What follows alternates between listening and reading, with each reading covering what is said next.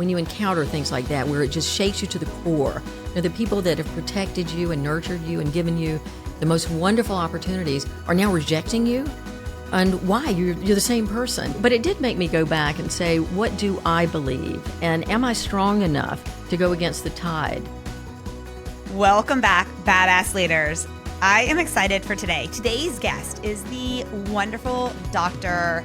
Beth Harrison, an economist, global healthcare executive, and strategic advisor whose career has spanned 8 countries and 4 decades. From transforming major hospital networks in Germany to leading biotech expansion in the US, Beth has built a career out of tackling challenging problems and transforming organizations from the inside out. She's also a fearless advocate for inclusive leadership and an award-winning educator. If you're listening and someone comes to mind, a mentor, a colleague, a future leader, please share this episode with them. Conversations like these are meant to be passed on. So join me, Angela Gill-Nelms, on today's episode of the Badass Leaders Podcast, where I'm joined each week by industry experts for intimate and eye-opening discussions about the challenges and joys facing the leaders of today. Listen in and get ready to scale your company, grow your brand, and unlock your full badass potential.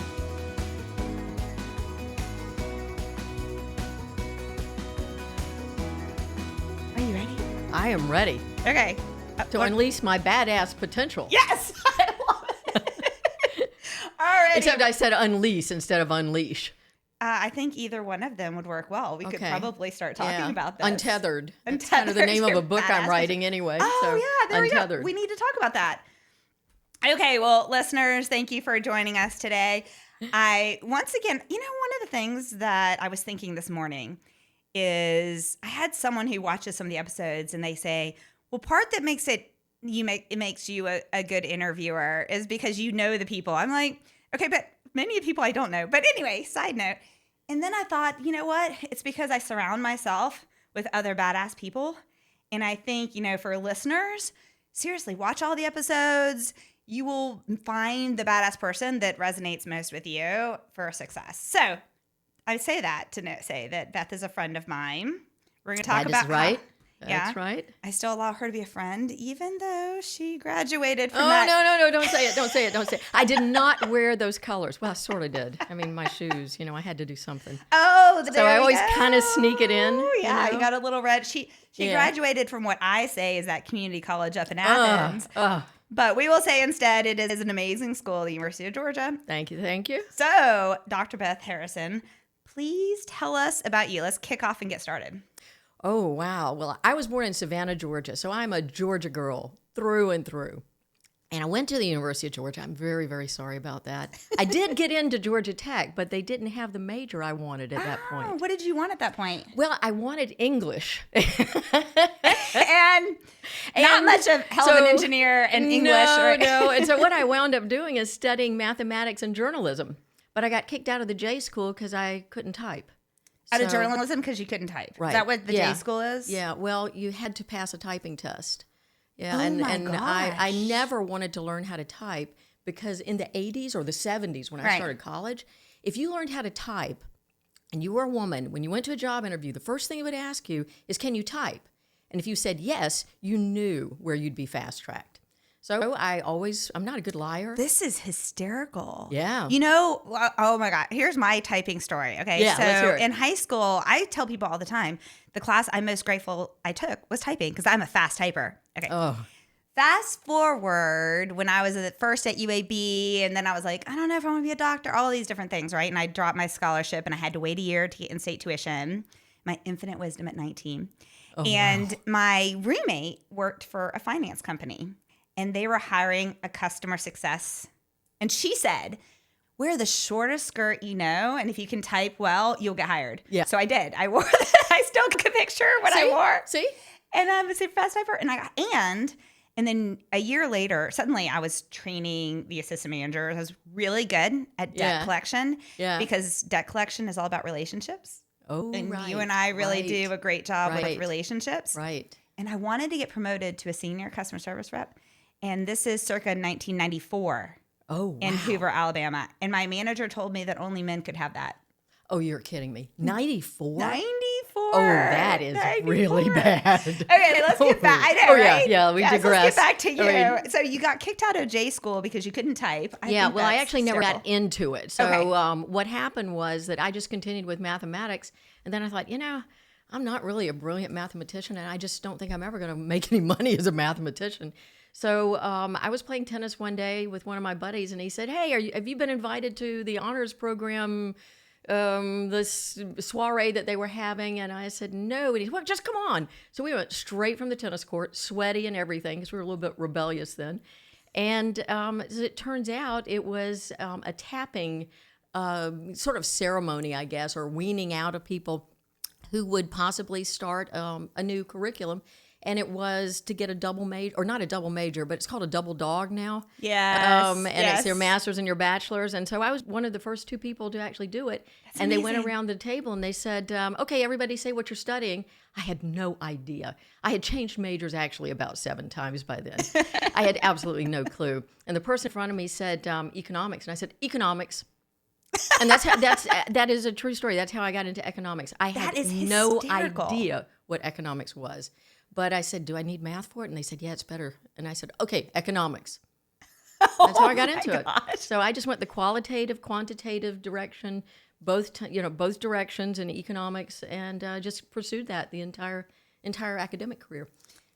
And so you got your bachelor's and master's there. And Correct. where did you get your PhD at? I got my PhD in Germany. Let's talk about how you made it to Germany. Oh, okay. First off, I'm just going back to this whole idea of falling into things. Like I've had several people that I know that have similar stories. Like I never thought I would ever. And also, to be clear, when I was in high school and the Air Force tried to give me an engineering scholarship, I was like, I do not want to be an engineer. Engineers are nerds.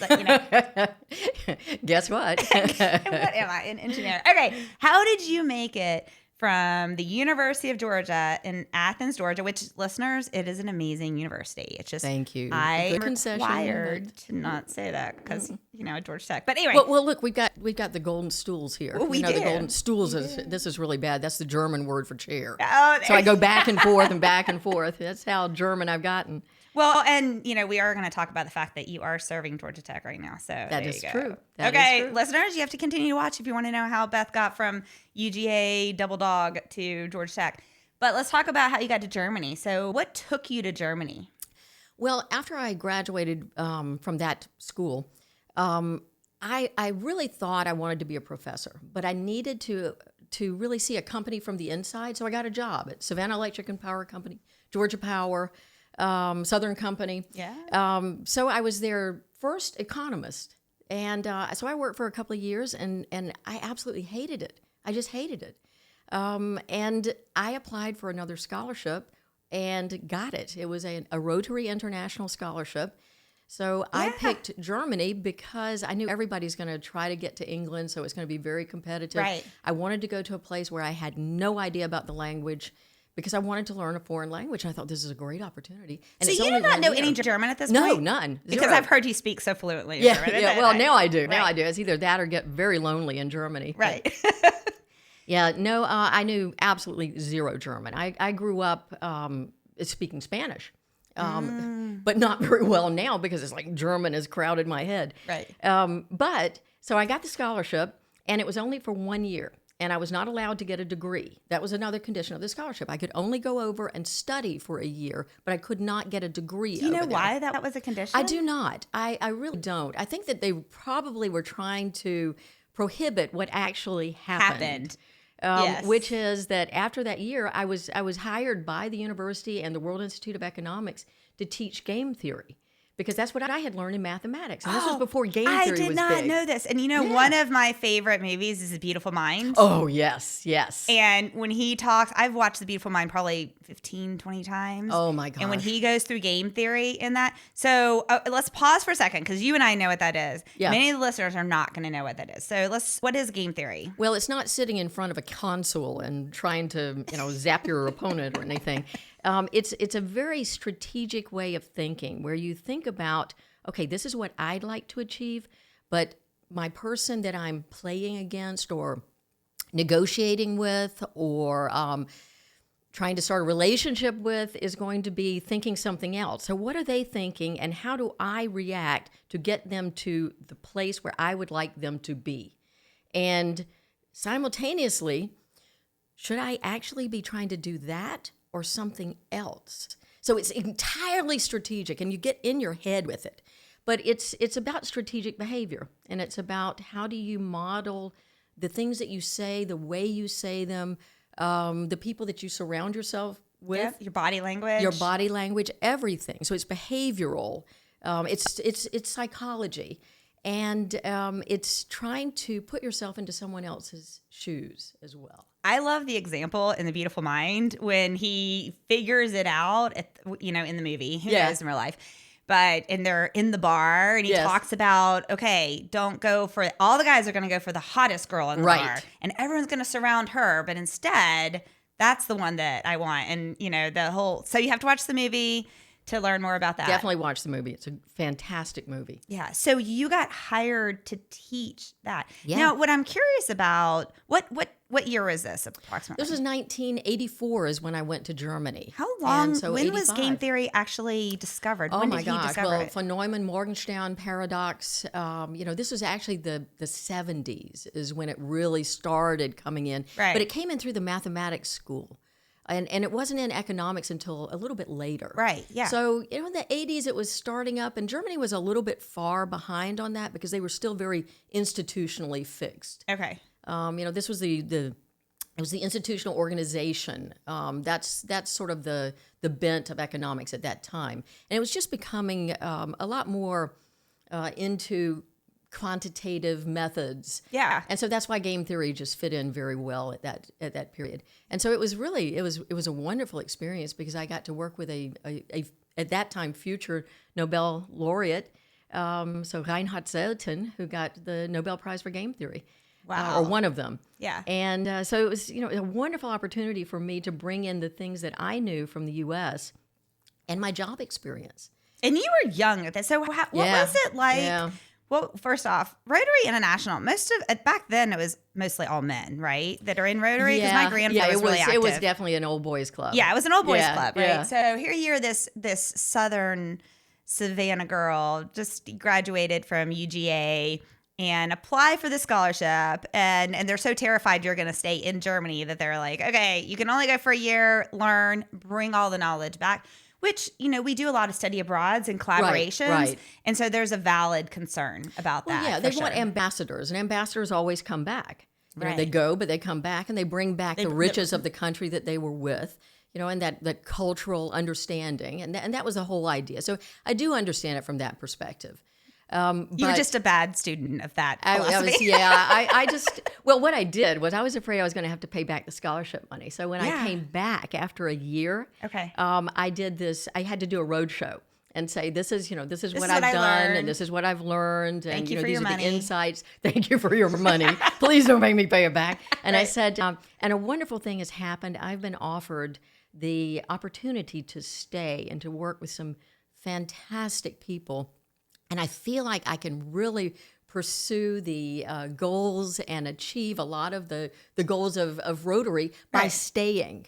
And I'll be glad to come back at any interval and speak to whoever you would like. And it worked. So I didn't have to pay it back, and I went back. Exactly. Yeah, that's really how it happened. That's amazing. Okay, so that's how you actually got to Germany. Yes. And so you're teaching game theory. I was and teaching. Then what? And I had already, actually at the University of Georgia, I'd also completed all of the coursework for my doctorate. Mm-hmm. It was just, it just kind of happened really fast because I loved what I was doing. I loved studying. I loved learning. It's not necessarily studying, but I loved learning. But you completed all of this stuff in economics. But then when you actually went to Savannah Power, Georgia Power, Southern Company, and were doing economics, you hated it. Yeah, because, I was doing things like counting light bulb fixtures and allocating cost. I can tell you how much every street light in Atlanta cost in the 80s. Wow. Because that was part of my job. Right. And the thing that made it was really interesting, though, was when I would go out with the linemen and learn how to actually work on the poles. Oh, and, that is so cool. It was marvelous. And also the plants. Oh, wow. These generating plants, they were just absolutely fantastic. Yes. So I really enjoyed doing that. And I also enjoyed kind of tracking people who were stealing power. Oh, wow. Yeah, it was really fun because I was watching, I was doing what we call load management. Okay, yeah. So you can tell how much electricity people are using at different times of day. And if it's a very strange pattern, then you think, something's going on here. So I would tap those people or those accounts, because you never knew who it was. So by tap, what does that mean? Well, I would point to them. Okay, yeah. And I would say flag to 'em. I'd say to the engineering department, hey, look, guys, there's some very unusual usage patterns here. Can we check on it? And so finally, after finding a couple of those, I said, hey, can I go with you? And so I got to ride in the bucket trucks, and Right. I loved it. That was badass. Yeah, that was badass. That was fun. Okay, but I'm I jealous. just didn't like sitting behind a desk, and my job was, when I was doing things for the the energy commissions at that time and doing public testimony, I liked that. I liked the Q&As. I liked the challenge. Right. But what I didn't like was always sitting in front of spreadsheets. And remember, this is Lotus 123 had just come out. Yes. So this was the first time I did it was this by is hand. painful. Yes. And make one mistake on a spreadsheet that's, like this big. And you're, Well, back to the typing, when I was doing that was when we were typing mortgages for finance, and it was in triplicate. One mistake, you're screwed. Yes. You're just like, Exactly. And I just couldn't see myself doing this for the rest of my life. And also I think there were 5 women, and I was the only one that was really in a professional career Right. that was not involved with typing. right. So, That's I just did not see very much of a future for me.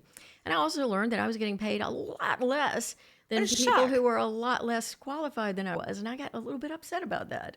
Good for you. Yeah, well, it's, that kind of getting upset, that's kind of what happens to me at different points, or has happened to me at different points in my life, where I feel like I just can't support this anymore.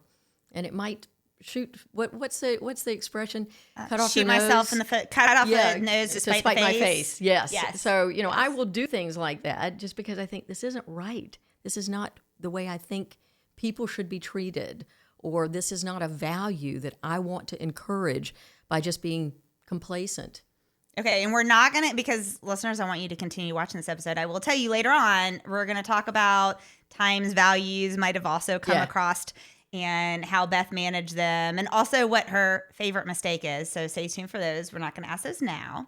So you're in Germany. Right. Okay. I had already done all my coursework for the PhD, and so all I had to do was my learned any dissertation. German though? But Well, the year that Rotary gave me, they also gave me 3 months of intensive language training. did you do that first? I did that in Germany. At the same time, you were there for a year? Yes. So it wasn't first 12 3 plus months, 3, it was 12. Okay. Yeah, exactly. So the first 3 months, I was in Bremen for 2 months, Rothenburg ob der Tauber for 1 month, and then went up to Kiel, because that's where I was. It's on the Baltic. It's the frozen food section of the north. It is very, very cold there. It's called the Windy City for a reason. And the reason I chose Kiel was because it's where the 1972 sailing Olympics were. And I am a passionate sailor. Yes, you are a sailor. Yes. And so you were already a sailor at that point. Yes, then. I've been sailing ever since I was 13 years old. Oh, wow. Now, did your parents, and we'll get into your childhood and all that kind of stuff, but your parents were sailors? Oh, absolutely not. Oh. No, they weren't. They were not sailors. My mom liked riding on boats. My dad would get sunburned if he walked out on the lawn. So no, but we were children of the sea, I would say, because we were always at the beach, always at some river in Savannah on the Intercoastal Waterway, digging up oysters on the oyster banks and doing things like that. But no, I don't know how I just became fascinated with sailing. I think it was actually, this is going to be really nerdy. Okay. I think it was the physics of it, because I just thought, this is just so massively cool. You can go someplace against the wind. That's really cool. And I've used all of these things that I've learned in sailing throughout my entire professional career. I was just thinking exactly that the theory of understanding that sometimes you can go against the wind, and what you can harness out of that experience would be a great leadership lesson. It is. And actually the last company that I ran, I took the leadership team sailing. Oh, I love And then this. what I did was I switched the positions of everybody on the boat. Sometimes somebody was on the jib, somebody was on at the rudder, and then the others were spotting the ferries coming in because this was in Boston. And then I switched to see how do people react in different situations, and it was extremely interesting. What was your, can you think of one example that really stood out to you of how people reacted? Oh yeah. So we had one person that I was tapping for a leadership position, and this person I put on the rudder. Okay, and where's the rudder for those of us The who rudder, don't know? this is the thing in the back of the boat, and it's usually a piece of fiberglass or wood, and it's got a steel bar. Okay. It goes down into the water, and it determines the direction of the boat. And that's when you see the You see sailboats, somebody you sitting see there someone going doing like this. Yeah. That's the rudder, Got it. and they're sitting in the back. Okay. I mean, if they're going like this, it's a cool yacht. Yeah. And they're sitting in the middle. So my people were going like this. Okay. Because we were using community boating. Yep. So we were getting to the point where we needed to return to the dock, and then all of a sudden, somebody saw these ferries coming at us because this is a Boston Harbor. There are ferries everywhere. Right. I mean, all the time, and that's what makes sailing there very, very challenging. So the ferries were coming in, cutting us off a little bit. This person was on the rudder. We were trying to get into the dock. It was a really hefty breeze, so you knew you would have to go shooting in and take a J curve is what it's called. And then Okay. you shoot back and it stops. You can come to a full stop in sailing. Wow. So that was the technique, and we'd practiced it a couple of times. Well, this person freaked, absolutely freaked. So she pulled somebody over to the other side of the boat, picked me up by the scruff of the neck, and put me back in the back and said, "You're doing it now." And I said, "Okay." So that was kind of it. And so, that told me a lot about the personality there, because this is somebody that, as long as things are orderly and things can go to, I guess, predictable. Right. Then there's a comfort zone there. Yes. And there's a willingness to test that comfort zone. But once things started getting chaotic, Shit hits the fan. yes, and where you need snap judgments, Yep. and you can't think, you have to react, and you have to trust yourself. Yep. That's where that person was having a little bit more difficulty. I love this. This is fascinating because I know early in my career when I was proctoring surgeries at Medtronic, that one of the things that I've always excelled at is when shit hits the fan, I calm down. I'm very crystal focused. Exactly. And the doctors used to say, we want her because we know if something goes wrong that she's got it. Right. And so Right. my OCD stuff and all that kind of stuff, you might not love. I got you, sister. But, That's it. right?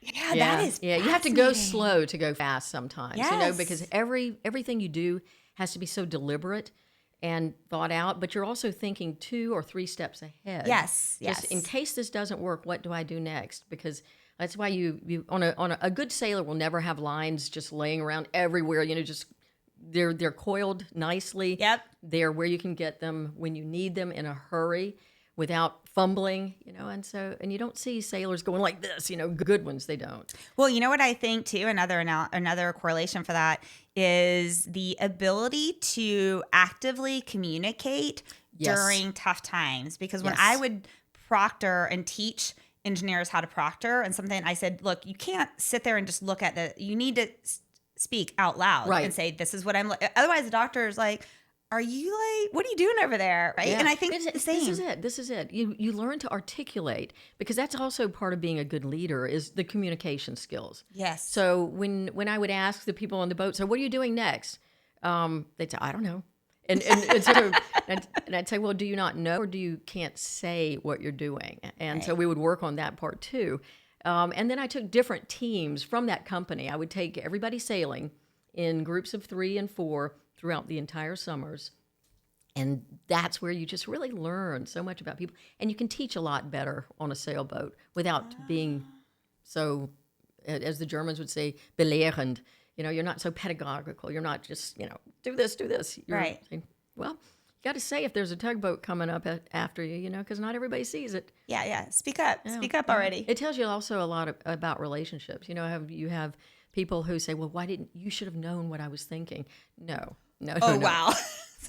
So Right. it really spills over into all aspects of life, and that's why I'm just so passionate about sailing. I could talk about sailing all day long, and it's not like I'm a champion sailor. It's just that I love it. I love the ocean. That's it. Yeah. It's like you and I having the conversation downstairs about honeybees. Yes, yes. But also Yeah. the same thing. I love honeybees because of the science and the way they work as an organization for the whole, all this kind of stuff.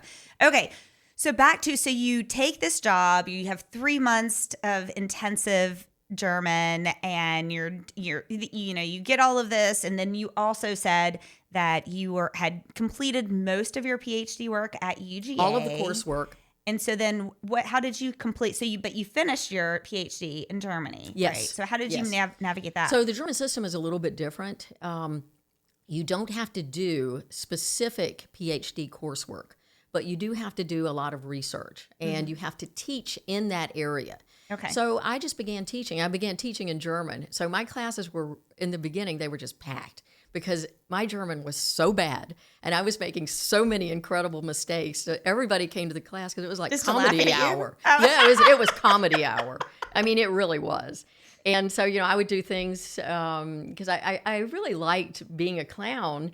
I was never funny up until then, I don't think, because I was a very serious person. Right. But Germany made me funny, which is really ironic. That's hysterical. Yeah. It is ironic. It is. I never would have thought that. No, Germans are not exactly known for their sense of humor. No, they're not. Yeah. I have an uncle who is German, and I told her, a great uncle, and I told him that one time, and I said, Germans aren't really known for their sense of humor. And he said, what do you mean? And he was serious. And I thought, okay, so point taken. But anyway, so I would start doing things like if somebody got a question right, I would throw candy. Yes, I If love they that. got it wrong, I'd throw an eraser because we had erasers, and things like that. Or I would do quizzes like who shot JR? Things like that. Anything from popular culture. Right. And I would do things from TV shows that were German because I was watching TV. I had TV going always in the background so I could hear the accent and kind of pick up on more words. Katie, the executive producer of this podcast, is young. I bet she has no idea who shot JR. Oh my gosh. Okay, well, it's not exactly a great cultural heritage, but this was Dallas. So that shows you really, and students would come over to my apartment and we'd watch Dallas together and have drinking games. I think they came for the alcohol. Yeah, I'm actually. pretty sure. Yeah. Pretty sure it was, it was pizza and beer. But anyway, yeah. So who shot JR is J.R. Ewing, and he was shot on an episode, and nobody knew for what was it, one season or something? I don't know. Yeah, and so so Katie, you can put a link in the show notes for all the young ones, right? Because most of the listeners of this podcast are in their mid-20s, late 30s, and you will definitely not know who shot JR. No, but nor will you care. Exactly, and neither should we. Probably no, probably not. It's taking up way too much time. Yeah. So, okay, so then you were teaching, and you learned that, and I cannot wait to see, because listeners, Beth is going to be teaching one of the classes for the master's program at Emory that I'm teaching this fall in advanced therapeutics. And so now I can't wait to see what tactics you use. Yeah. So to be continued. Okay, so you were doing this. You had to do research. Now, what was your research in? Was it in game theory or no? Well, sort of. So I was researching. I wanted to go do something more into finance and cross-border transactions and infrastructure projects, and how does an economy build itself from within? Yeah. Because Germany in the 1980s, excuse me. I'm not supposed to cough in the microphone, right? So Germany in the 1980s was going through something that it was coined at the Institute for World Economics, Eurosclerosis, which means that it was just clogged down with bureaucracy, and there was no growth. It was negative growth. It was stagnating. Okay. So I did my dissertation on venture capital in Germany. I had no idea about this. Yeah. And so it was sort of a foray into a little bit of corporate finance, which I taught later on. But a lot into how do you pick out companies that are going to succeed? What are the algorithms? Where does the money come from? Where should it come from? Is this a tax-based thing? And so I looked at economic incentives, but I also looked at how do you find these companies? Right. And that carried over into a job I got almost a decade later at Crédit Lyonnais. This is cool. Okay, so you got your PhD. Yep. Turned in my dissertation, went through all the exams. So you have to go through exams too. So Now, it was what in this econometrics. time in Germany, in the space you were in, what were the dynamics for male versus female, or that kind of there? What was the feel? Well, it was really cool with my peers. Okay.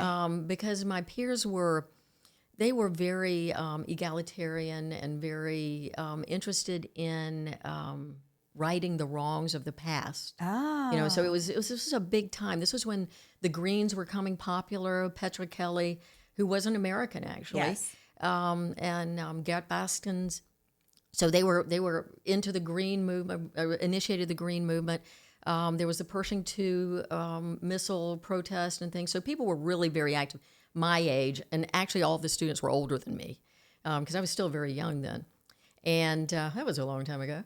And so it was really cool then. But the professors were, oh my gosh, unbelievable. I mean, just like in the U.S. at that time, there was a lot of, I would call it abuse of sexual power. Mm-hmm. You really had to watch out if somebody came in and shut the door behind them. Yes. You wanted to make sure you had a colleague in the room with you. Yep. The same way it was when I was doing my undergraduate and graduate at the University of Georgia. And we all knew this, but we Right. just kind of kept it under covers. And, it's when you got invited to a party, you'd say, can I go? Or would you go with me? Or, Right. what should I look out for? That type of thing. Yeah. And these were professor-student parties. So things have changed a lot. But in Germany at that time, I was expected to make coffee for the head of the institute, even though I was one of the graduate assistants. I was building up his department, actually recruiting students to be our PhD candidates because it was a new department, and so I was the person who would make coffee. Wow. It was it was pretty intense. Well, And yeah, not- I mean, not I all can of see them were how like that would that, make but- sense. I mean, a man can't make coffee. No, absolutely not. That would be impossible. Requires reading. Following you have to instructions? follow instructions. You have to buy something. Purchase something. Count your change. Those are we those are jest. top skills. Okay, so I want to toggle back and forth a little bit Yeah. because I know you have a very interesting upbringing compared to really how you were so bold and where you're at today. So you grew up in Savannah in what I've heard Right. is a very conservative Christian home. Exactly. And so tell me a little bit about how that upbringing impacted you both professionally and personally. Well, it instilled, on the good side, I'll start with that. It instilled a lot of the values that I have now and that I've kept throughout my life, even though I've strayed from the church, Right. and from organized religion, basically. These values of looking at a person, really seeing that person, not their color, not their not where they're from, not listening to their accent, not making any judgments on that. So those were the lessons that I learned. I remember having parties on our carport when I was in the 7th grade. That's when you first start dancing with guys, Yeah. And so my friend, I went to a high school that was mostly black. It was a public high school. And my parents had absolutely no problems with that. But our neighbors had a lot of problems because my friends were at the party and I was dancing with a black man or a black boy. Right. And so that was just scandalous. The police came by, my dad shooed them off. So those are That's the really bravery Yeah. and that kind of thing that I remember so well. And, later when I came out to my parents that, yes, I love a woman, Right. it didn't go so well. And I was just thinking about that when you were just saying that. yes, that did not because go so well. I wondered if, it's fine for you to dance with a black man, which during that time was really it was- highly yes. controversial. Oh, yeah. And yet, heaven forbid you be a lesbian. Yeah. Well, in the Bible, it doesn't say anything about, black and white races, but it does have a lot of, sort of barbs about homosexuality. Yes. But even now, the interpretation of these are different, than it was when I was growing up. Because it was, these were the, what do you call them, the Bible thumpers, Yep. And even You were though- in the Bible Belt. I mean, I think Savannah's absolutely, definitely. absolutely. And there are really some very wonderful things that came out of that time. But when I came out as being gay, I remember telling my dad said, "Well, why? not why did you do this to us? I think that was sort of a thought that came in through the family a little bit. Never my brother. I mean, we're very, very close. But Nice. I think it did come in through my mom mostly. But I said, because you guys taught me to look at people as people. You never said anything about this sex or that sex or this race or that race. You taught me to see a person. And think of all the people that have sat at our dinner tables. These were the people that were unwanted. You know, these are the people Jesus would have invited, and you guys invited them in. And I'm not saying that the people I love are unwanted, but I'm just saying that, you know, they're children of God too, just like me. If you believe that, you have to believe it for everyone. Yeah, that is amazing. I just got chill bumps.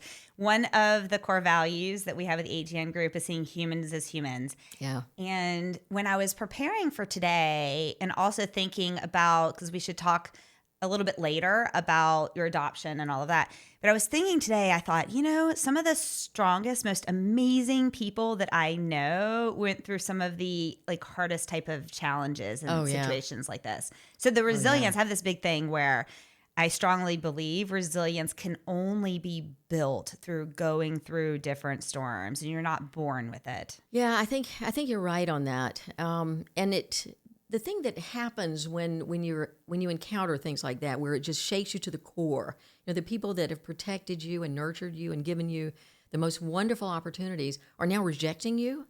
And why? You're the same person. Right. So it made me go back, and at first I just rejected everything. I said, you know, I am not a Christian. I don't want anything to do with the church. I don't want anything. If these are Christians, you know, the whole thing. Right. The thing I don't want to be like them. Yeah. If these are Christians, then, you know, and just that horrible categorization again. You know, I'm doing the same thing that they were doing, basically. Yes. So, but it did make me go back and say, what do I believe? And am I strong enough to go against the tide? Because this was long after I had left Savannah. I was already in Germany. So what year when was I came this out. about? Oh, this was 85. This was right before I went back to Germany and took the job. Yeah. So, you know, I had already been working in Savannah and dating men, had a lot of gay friends. I was hanging out at all the gay clubs. There was one called the Who's Who. We used to call it the Who's What. And, you know, we'd dance all weekend long, sail Hobies all weekend long because I was living at the beach, and then work like a maniac from Monday until Friday at midnight. Wow. Yeah. And so, you know, that was the kind of life I was leading. I'm exhausted just thinking about that. I tell you, Germany was a vacation after that one. But so it was really, you know, after building up a life and hiding my sexuality throughout college even. Right. Because I was hanging out with Christian groups, and, you know, these were things that you just, I mean, homosexuality was just the worst sin you could have. Yes. And you would be alienated, made fun of, and I just was not a strong person. And I also didn't know what I really wanted to do. Right. Because I was kind of afraid to experiment really. Yeah. You know, because when you say something out loud, it becomes true. Real. Exactly. Yes, it is real then. And I never said it out loud. I was having dalliances and had girlfriends and boyfriends parallel, you know, and was engaged at one point to a man and, you know, broke it off and, you know, all sorts of things like that, which should have given me a lot of clues, but it didn't. But it was after I had to go to Germany, not just because of the academic freedom I wanted. I wanted to pursue feeling differently. I wanted to pursue the boundaries of rationality. Oh, wow. Because when you grow up in the South, you know how it is. It's like you're embedded in cotton. You're in the cotton fields. You are, and you're protected with your family if you've got a good family. And I had a very good family and have a good family. But I wanted to see what happens when I don't have the protection of my dad getting me out of trouble because I've got speeding tickets just piling up, or my mom calling someone and say, hey, can you get this table for Beth to go to dinner, or my parents arranging dates for me in the beginning, you know, even things like that. Right. So I wanted to go to a country where I didn't speak the language. I had no idea what was expected of me, what I should expect. I wanted to go on this adventure. And my dad had sown those seeds in me as a young girl. Because he was in the Merchant Marines. Okay. And to put me to sleep, because I've always been a terrible sleeper, he would rock me and he'd tell me stories of when he went to sea. So he'd tell me about Japan. He'd tell me about the Straits of Gibraltar, about Naples, Italy. And I just, I ate them up. I ate those stories alive. And so That's where I had to go. I just had to leave. I love it. I love it. Okay. So now you are living in Germany. Yes. You've now got your PhD. Yes. I'm fast forwarding in my head because I know you made it to healthcare. Yeah. How did that transition happen? Well, to make a couple of jumps, this was like 1989 when I got my PhD. So that was the year that the Berlin Wall came down. I was about to say, yes, I remember. Yes. And so I was one of the very, very honored and privileged people to be called by the German government to rebuild the economics faculty in East Berlin, the renowned Humboldt University. Wow. So I was one of the founding faculty members there. That's amazing. And I was a junior faculty member, so, don't think I was head of department or anything. But it was so cool. And just going through that experience. And when I was there, I was building up the Department of Public Finance, is what I was teaching then, and social policy, which is really kind of funny. But so I went to I think it was a reception for a bank because we were trying to get money for the Humboldt University. So I went to a reception at a bank just to kind of schmooze, get to know people. Right. Met somebody there, and he started talking to me and was asking me about what did you write your dissertation on? Said venture capital, and told him about how I did the research and things. He just kept asking questions. I got a call a couple of days later asking me to interview for a job in a bank, and I thought, oh, this is the worst thing. Yeah. These people do not know. No, this is not going to work, And do they know I can't type? Yeah. yes. It's like, oh no. And so that was to start a new department, and it was a research intelligence unit to look at where the bank should invest its own money. And this was an East German bank that had been bought by Credit Lyonnais, so it had a lot of equity. And so they were actually private equity bank. Right. So in doing that and looking through these different investment opportunities, I came on healthcare as a incredibly good opportunity because it was going through a lot of reform in Germany. Okay. Went to the CEO and said, hey, look, let's put some resources into healthcare. And he said, you got to be kidding me. Nobody knows anything about healthcare in this bank. And I said, you're right, but we could build it up. And he said, no, we don't want to do that. And I said, okay. So I thought about it, and I quit my job. Look at you. And started a consulting company.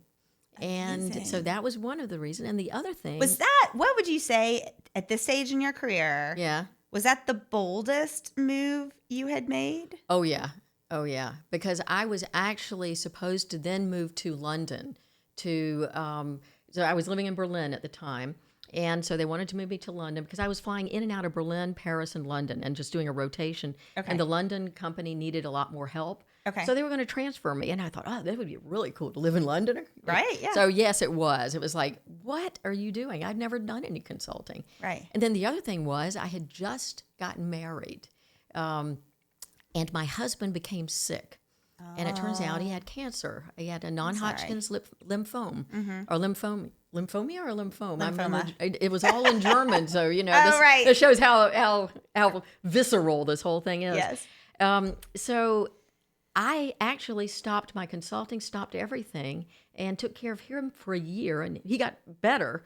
We became estranged, but I found my passion for healthcare because I was always in the hospitals, and I was seeing how people were working. Wow. And realizing that these doctors, these nurses, they didn't have nurse practitioners or anything like that then, but everybody in the hospital was working for the good of the patient. And it was like they were killing themselves, literally. And it just seemed like there was one law after the next coming down, one insurance policy after the next coming down on top of their heads and telling them what they couldn't do for the benefit of patients. And so one consulting company, which I will not name but is no longer in existence, they did a report for it was a group of investors as well as the government in Berlin about what hospitals should be closed for financial purposes. And they wanted to close this major cancer unit that my husband was being treated in. And so I was just standing there, and the doctors came in, and they said, hey, you're an economist, right? And I said, yeah. And they said, well, can you read through this? So I read through it, and I said, oh, this is just completely expletive deleted.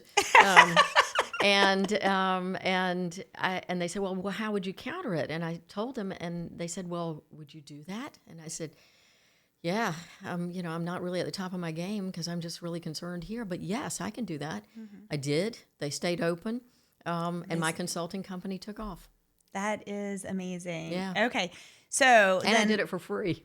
Oh, yeah. Yeah. Well, I think you earned the money back in the rest of your career from that. So then now this is really kicking back off your consulting company. And where did you go next? Well, I stayed in Berlin for a long time and was running the company out of Berlin.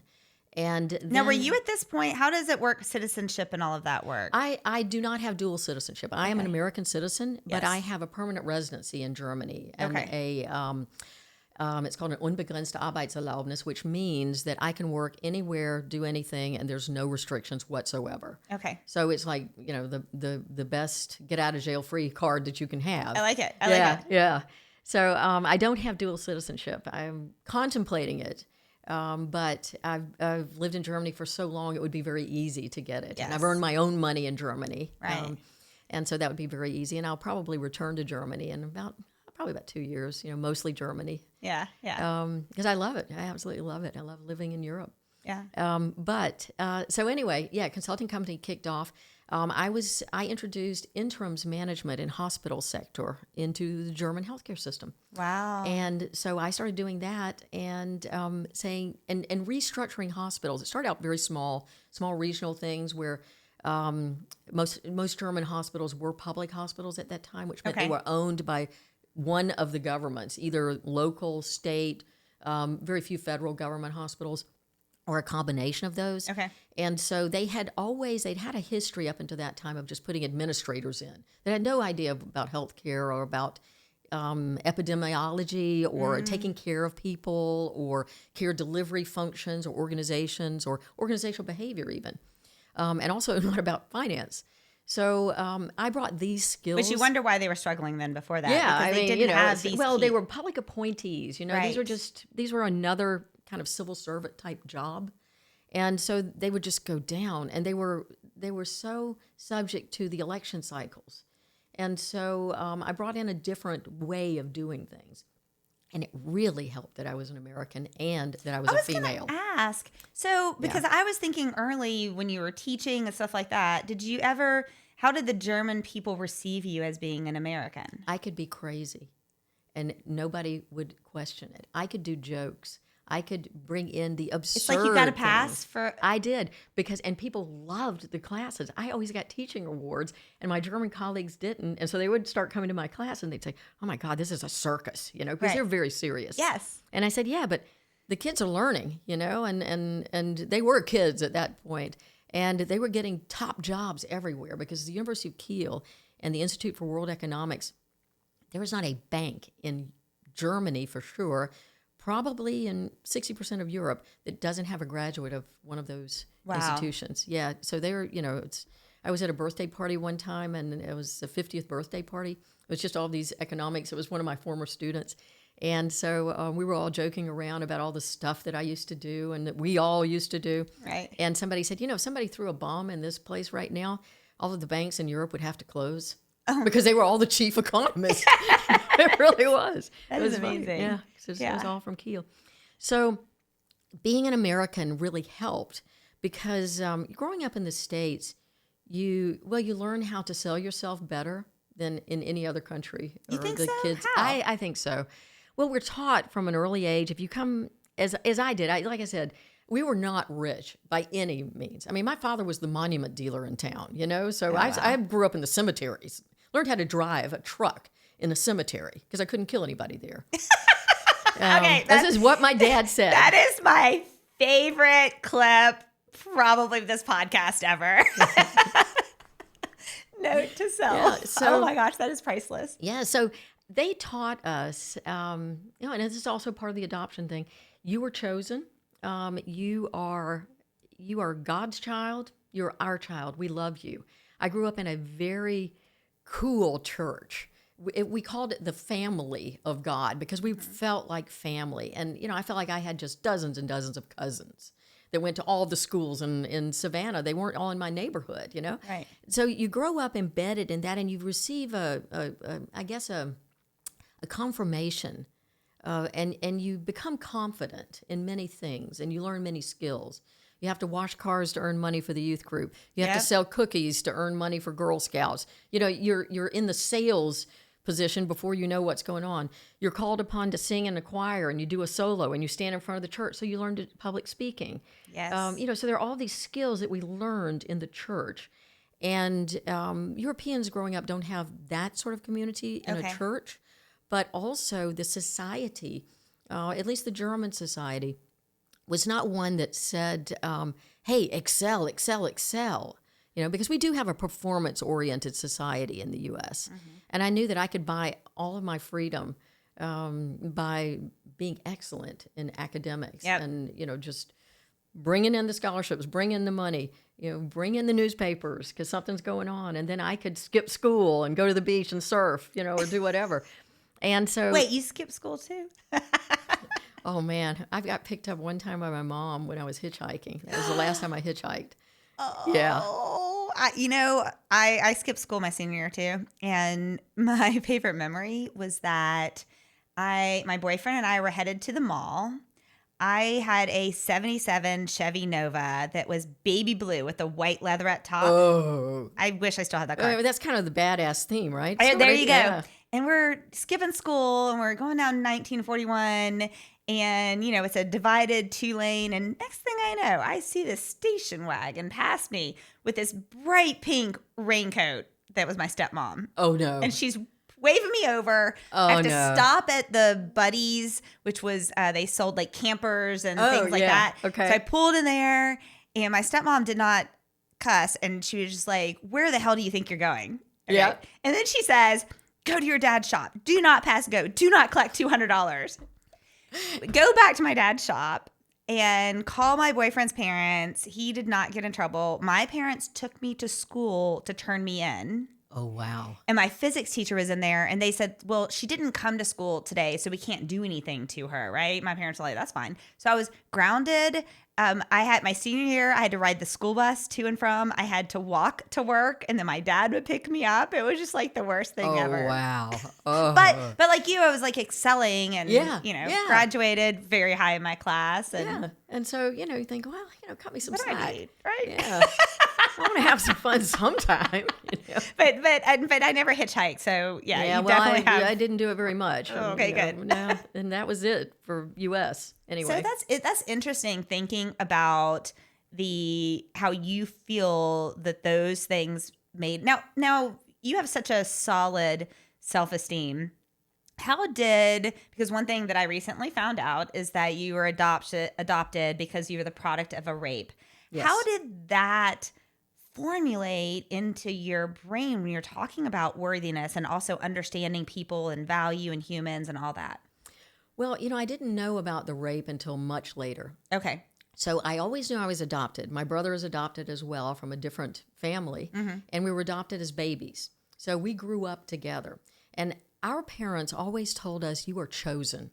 We chose you. Right. And it gives you a special feeling. Yeah, I feel, It's just like, oh. But the problem was, when they told me I was chosen, I thought I was Jewish because they're the chosen people. Oh, wow. Right?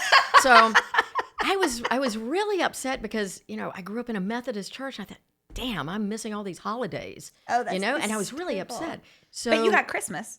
Well, yeah, but I mean, just saying. It would have been nice to have some more too. Right, you want both. And I like the dancing because I used to go to synagogue with a good friend of mine too. So and the singing and the dancing, and I love the sound of Hebrew and later Yiddish. So, but anyway, so when I was right when I was getting ready to turn in my dissertation, I got a phone call from the U.S., which didn't happen very often, and there was this melodic voice on the other side, and it was my birth mother. Okay. And she said, Beth, are you sitting down? And I said, I think I probably need to be. Who is this? And she said, this is your birth mother. And I said, what's your name? I had no idea what her name was. Wow. I had no idea. And so she told me her name, and she said, I just wanted, I had gotten in touch with your parents, and they gave me your number. And because my parents had always said, if you ever want to look for her, we'll help you. And I never needed to. Why? There was nothing missing in my life. I had too many people who were trying to mother me all the time. It's you didn't need another one. I don't need another guardian. I really don't. Right. So anyway, I flew over after I turned in my dissertation, had my head cleared a little bit. And we met in a McDonald's. Oh, wow. In Washington, D.C. And it turns out that we'd had parallel careers at certain points in our lives. I worked for a Georgia senator for a while in Washington. She did too. Wow. When I was a kid, I was on TV shows in Savannah, Georgia, and she was one of the probably one of the typists. But she was working also in the production company there. So, similar times. She had a scrapbook of all the articles about me. And so it was kind of shocking. But we went to the McDonald's because we were both scared. I mean, I was, meeting somebody and looking at somebody across the table that looks like you and has the same mimic. Right. And you've never seen that before. And probably the same, because I've seen some people, mother-daughter pairs, and they make this body move or this whatever. And it's like, okay, you're definitely that child. Hand motions. This motion. She was doing this, and my uncle used to call this my spider fingers, She was doing that, and just the way we would look. And I thought, wow, this is freaking me out.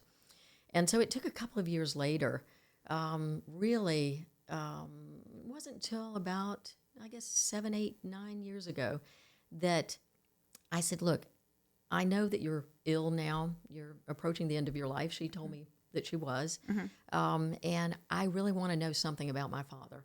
And so she said, traveling salesman, date rape, Savannah, Georgia. She hid her pregnancy. Her mom helped her hide her pregnancy. No one in the family knew except her brother. Wow. So she went to the country like women did, 1959, had me, because I already had a sibling. I had a half brother.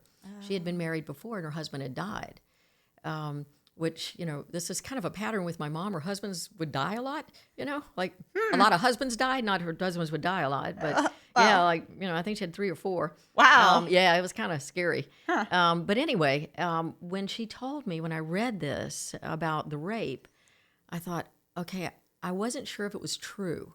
Okay. Because she was a great storyteller. And I thought, well, it came somewhere, Right. And, but then I just started thinking about it, and I called her, and I said, hey, I need to know, is this true? And then when I saw her, when she was on her dying bed, actually, or on her deathbed, I said, do I look like my father? I was always scared to ask that question. Right. And she said, it's your eyes. Oh.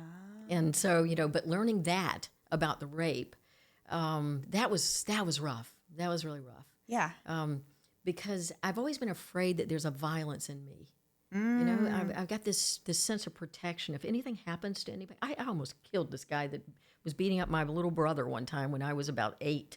I pummeled him, and because he was beating up my brother, and he was my little brother. He was 2 years younger than I am. Right. It's hysterical. So, I've always been afraid of unleashing that part of me, because I think everybody's got their demons. Yeah, you can unleash your badass potential, but maybe not. It's that's really untethered, when you do something like that. But so this is another reason I won't own a gun.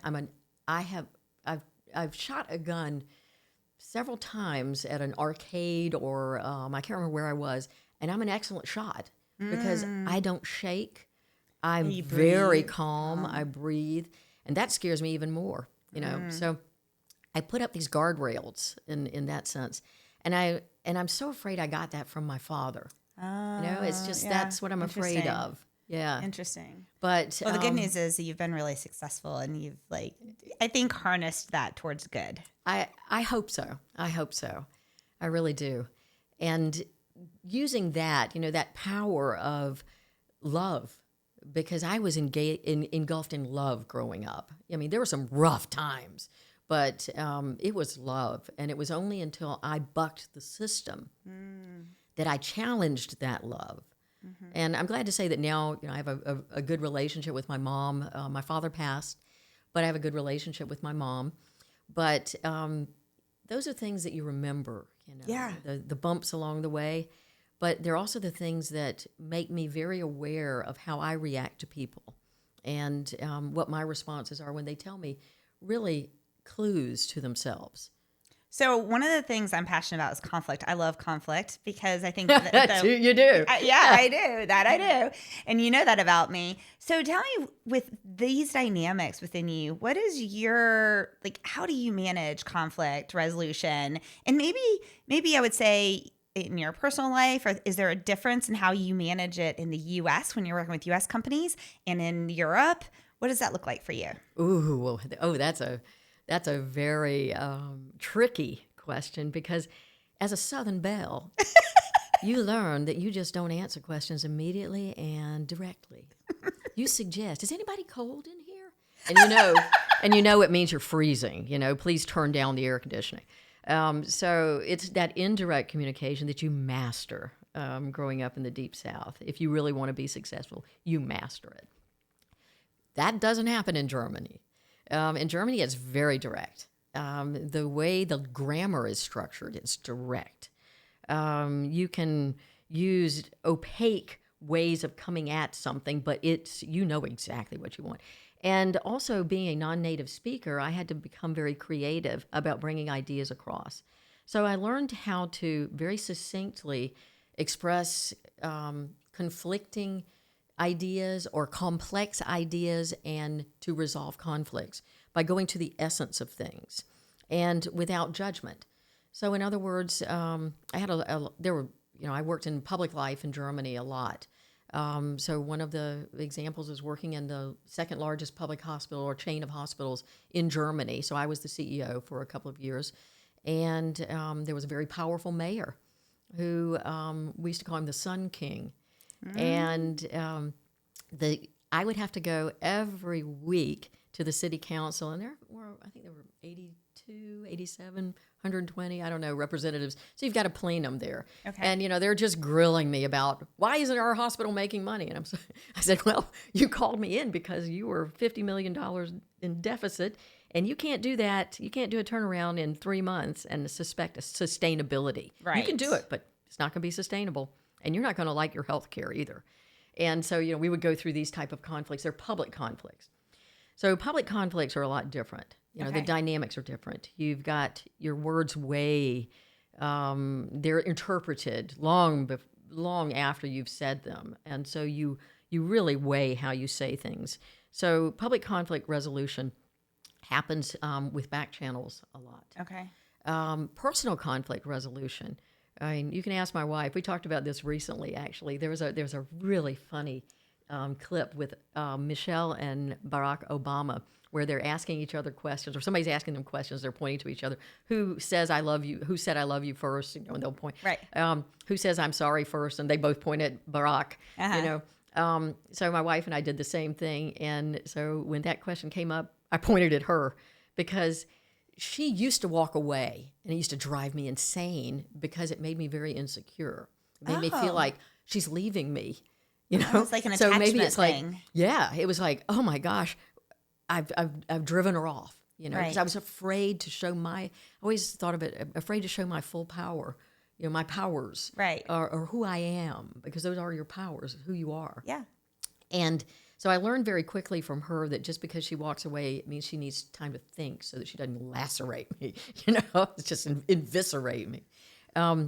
But I've learned in this relationship to address things a lot more directly. And when they happen, I mean, I learned from my parents, don't ever go to bed angry. Right. Don't give the devil that foothold, right? Yeah, and that's what we were raised on. Yes. So that's also in my head. So things are coming together now, So now I've got somebody in a very significant relationship for me, long-term relationship, which has also never happened, who is teaching me in her Bavarian way, because this is a person who's from Germany, in her Bavarian way, to address things, even though they're uncomfortable.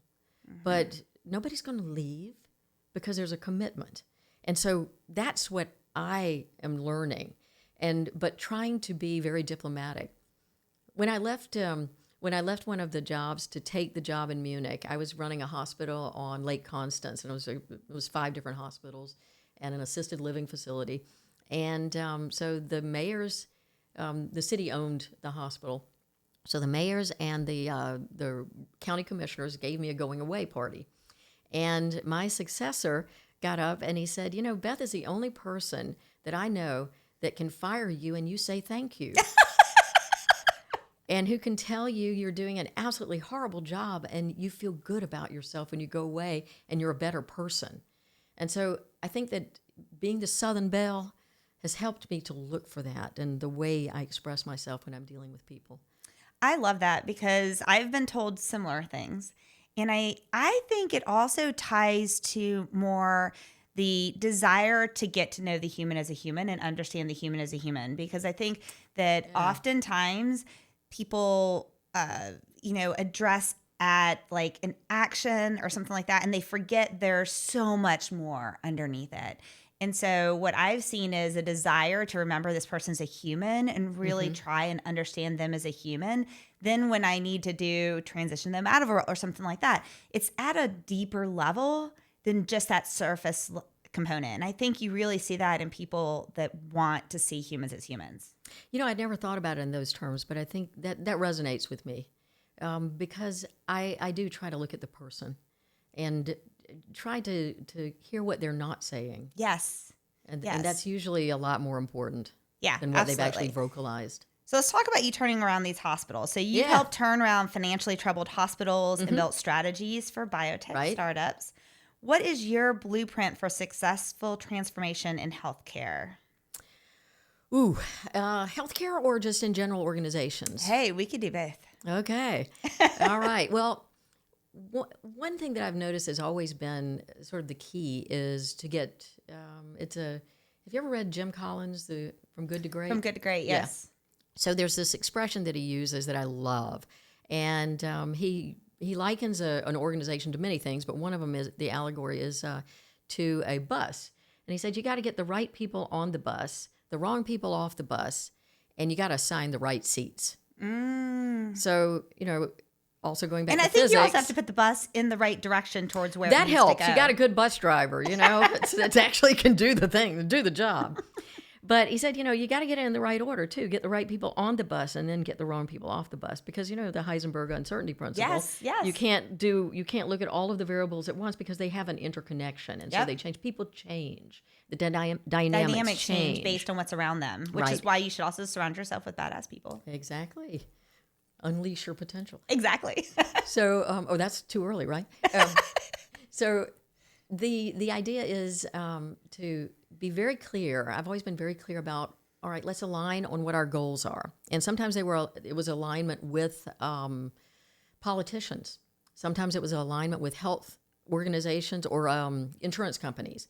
Sometimes it was unions, because as a CEO in Germany, when you're a CEO of a hospital, you are negotiating with insurance companies, you're negotiating with the unions, you're negotiating with politicians, and you are an advocate for patients and their families, and you're doing town halls for a couple of thousand people that are your constituents in that sense. They're the people who are working with you, for you in the hospitals. Is that different in Germany than the U.S.? It is.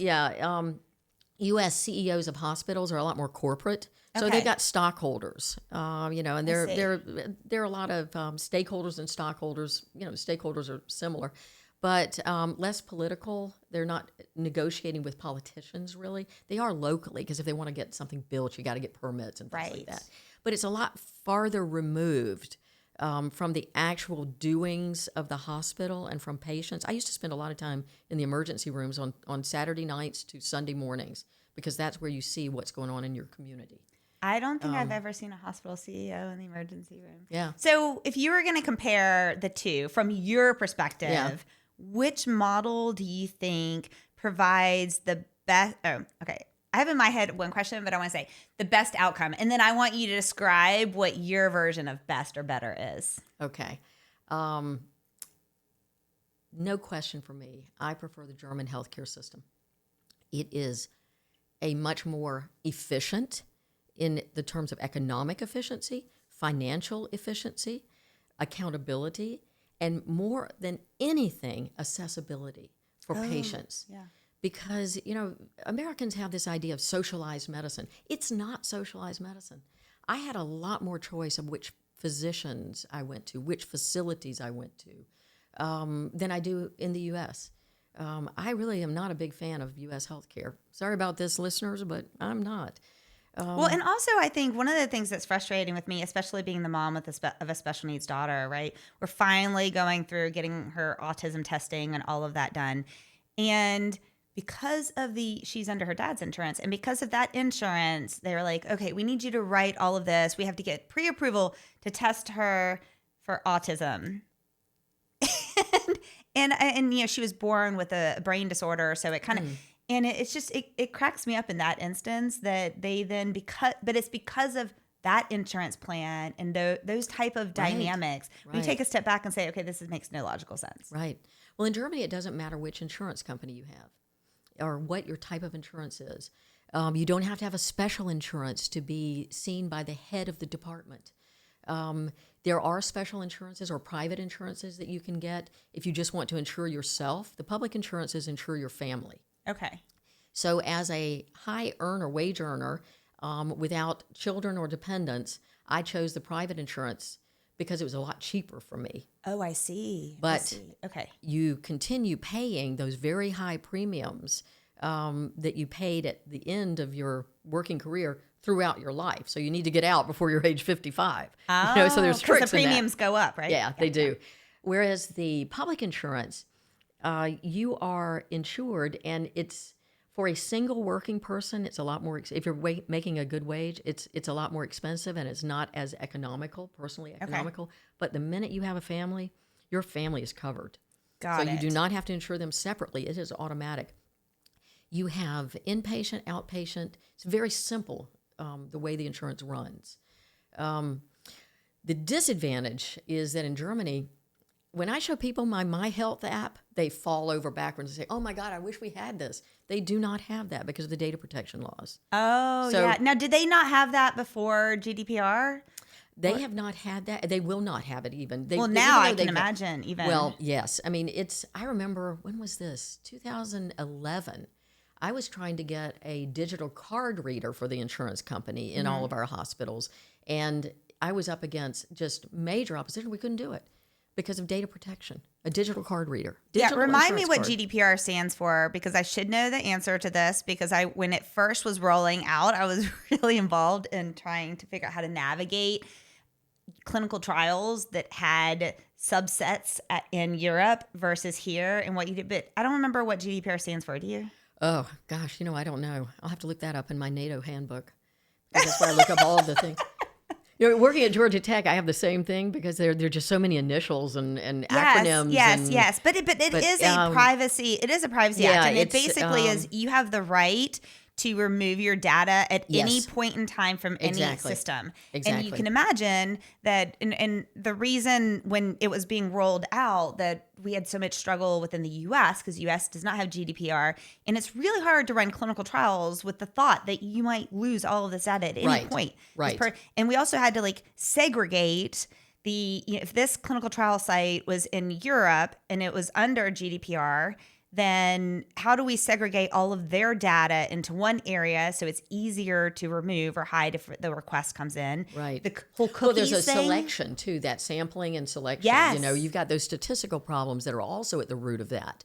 Yeah, because there are certain opt-in rules in Europe, whereas here it's more or less you're in. You might be able to opt out if you can find the little cross, but it's a mandatory thing in European system. It's a European Union thing. Yes, an EU thing. So That's it's right. now, because of data security things, it's extremely, extremely difficult to link all of your medical files in Germany.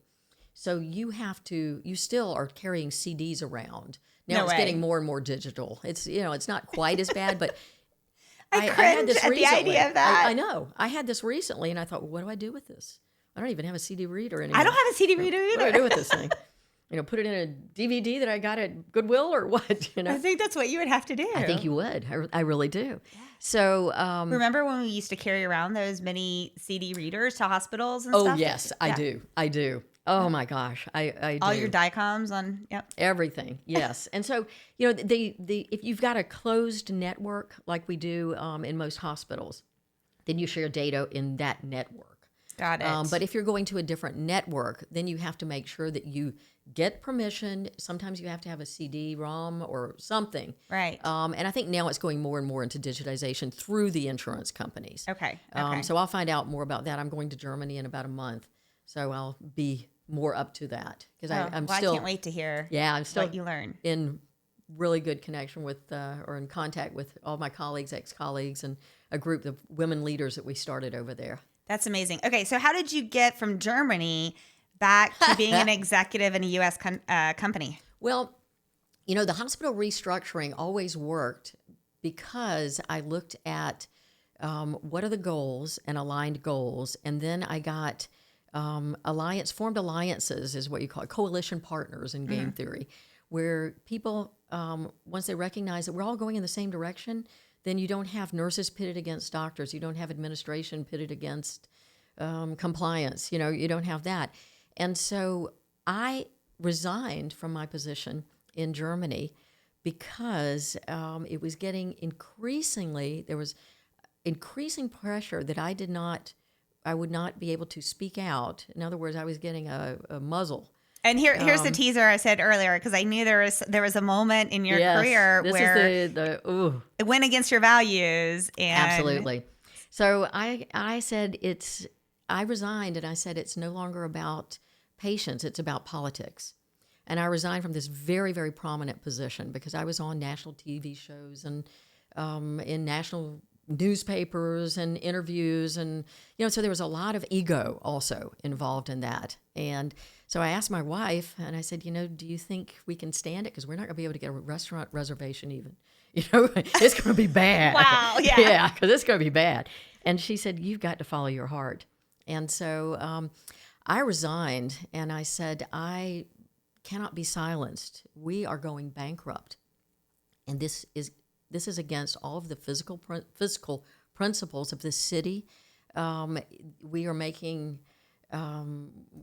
asses of people if we're telling them anything different, because people are not stupid. Right. And by building up these certain hospitals and not having the courage to say, we are under our quality standards here, let's close this, even though it's not popular. Let's integrate it into another facility and keep the talent and keep the patients, but do it right. Instead of worrying about the next election, we didn't have that courage, and I was not allowed to say anything.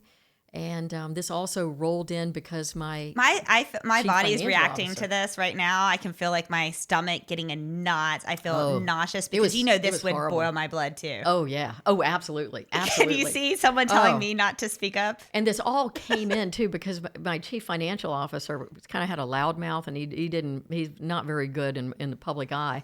And so he would blurt out everything at press conferences, and he said something like, "We need $250 million to be able to do this." And we had just told the city council we needed $150 million, and he says $250.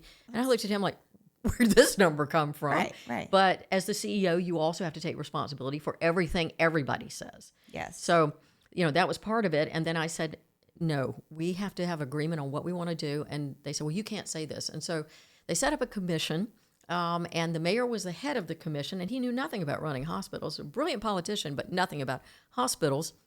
And he told all of the executives that we were not allowed to make any more public statements. None. Wow. And we had just built up this hospital. I mean, people were going away from this hospital because there was a scandal involved with the operating rooms. They weren't using sterilized equipment, or wasn't considered to be sterilized equipment. And was that a money-saving technique? Is that why they weren't? Or I don't know how it started. Yeah. I don't. But there was a lot of cover-up along the way because people were afraid of losing their jobs, and there were a lot of city appointees there. So there's a lot of cronyism there. It's kind of like Boston. I shouldn't say that too much, but it's kind of like Boston. So everyone move to Atlanta and do your healthcare startup in Atlanta. Do your healthcare here. I'm sure it's a lot better. No, I mean, I'm a big fan of Boston and the healthcare that I've received there. Yes. But anyway, so I resigned. It was big bang in Germany. It has been, I won the court cases. They fired me, and they can't fire you. That was the other thing. They couldn't fire me. But, they had to go through due process. Right. But they said, no, firing instantly. They cut off all funds. And, I'd bought a townhouse in Munich, and this is expensive. Right. My wife was working, But I was making a lot more money, and so I called my bank and I said, hey, look, I just got fired. They're cutting off all my funds. And they said, don't worry about your mortgage. We know that you're going to get another job. And so we're just going to put everything on hold. What bank does that? You know, What? This sounds like I know. So I'm a big fan of that German bank. Mm-hmm. So everybody, it's a savings and loan in southern Germany. If you want the address, let me know. So, everybody was working together and they believed in me. And many of my colleagues resigned across Germany because of this. They were in smaller hospitals, but some of the people that were also running more prominent places said, look, it's just like it is there. And they were really standing up for me. Okay. And in national newspapers. And that gave me a lot of courage. And that caught the attention of the biotech community and the medtech community, because then they said, hey, wait a minute, she knows the insides and outsides of this. So she knows who we need to be talking to and how to plan. So I got hired on. I started doing consulting again and got hired on by a medtech company and then handed off to another one. And then I worked for a company in Sweden that was doing an IPO, initial public offering, on the NASDAQ North, worked with that. And then through those channels, just, one thing happening after the other, this company in Germany that I'd never heard of approached me and said, hey, can you help us? And so I was an advisor to them for a while. Ah. And then they said, we're having a little bit of difficulty in our North American offices. Would you consider moving back to the States? And I said, absolutely not. And they asked me a couple of times, and we talked about it. And then I was riding home on the train and called my wife, and I said, hey, I keep forgetting to tell you this, but they keep asking me if I want to go to the U.S. and work. She said, where? And I said, Boston. And she said, yes, tell them yes. And I said, this is the U.S. Right. I love my life. We love our life. You're Bavarian. Right. And she said, I've always wanted to go back. I've regretted that I left after I did my au pair stint. Oh. And I said, okay. And then my mom is old now, Right. She's older than I am, and I'm old. So she's turning 94 on Saturday. Oh, congratulations. Yeah. That's awesome. Happy birthday, Mom. So we talked, and I said, well, let's go over, see how it is. I loved it. I knew the people because I'd been going to their annual conferences. And what year was this? This was 2018. Okay. And so I moved over. I went over in 2017 to look at the place with Natasha, my wife, to see if she liked Boston. She loved it. She said, this is a place I don't feel like a foreigner, because Boston is so European. Yeah, it really is. I see that.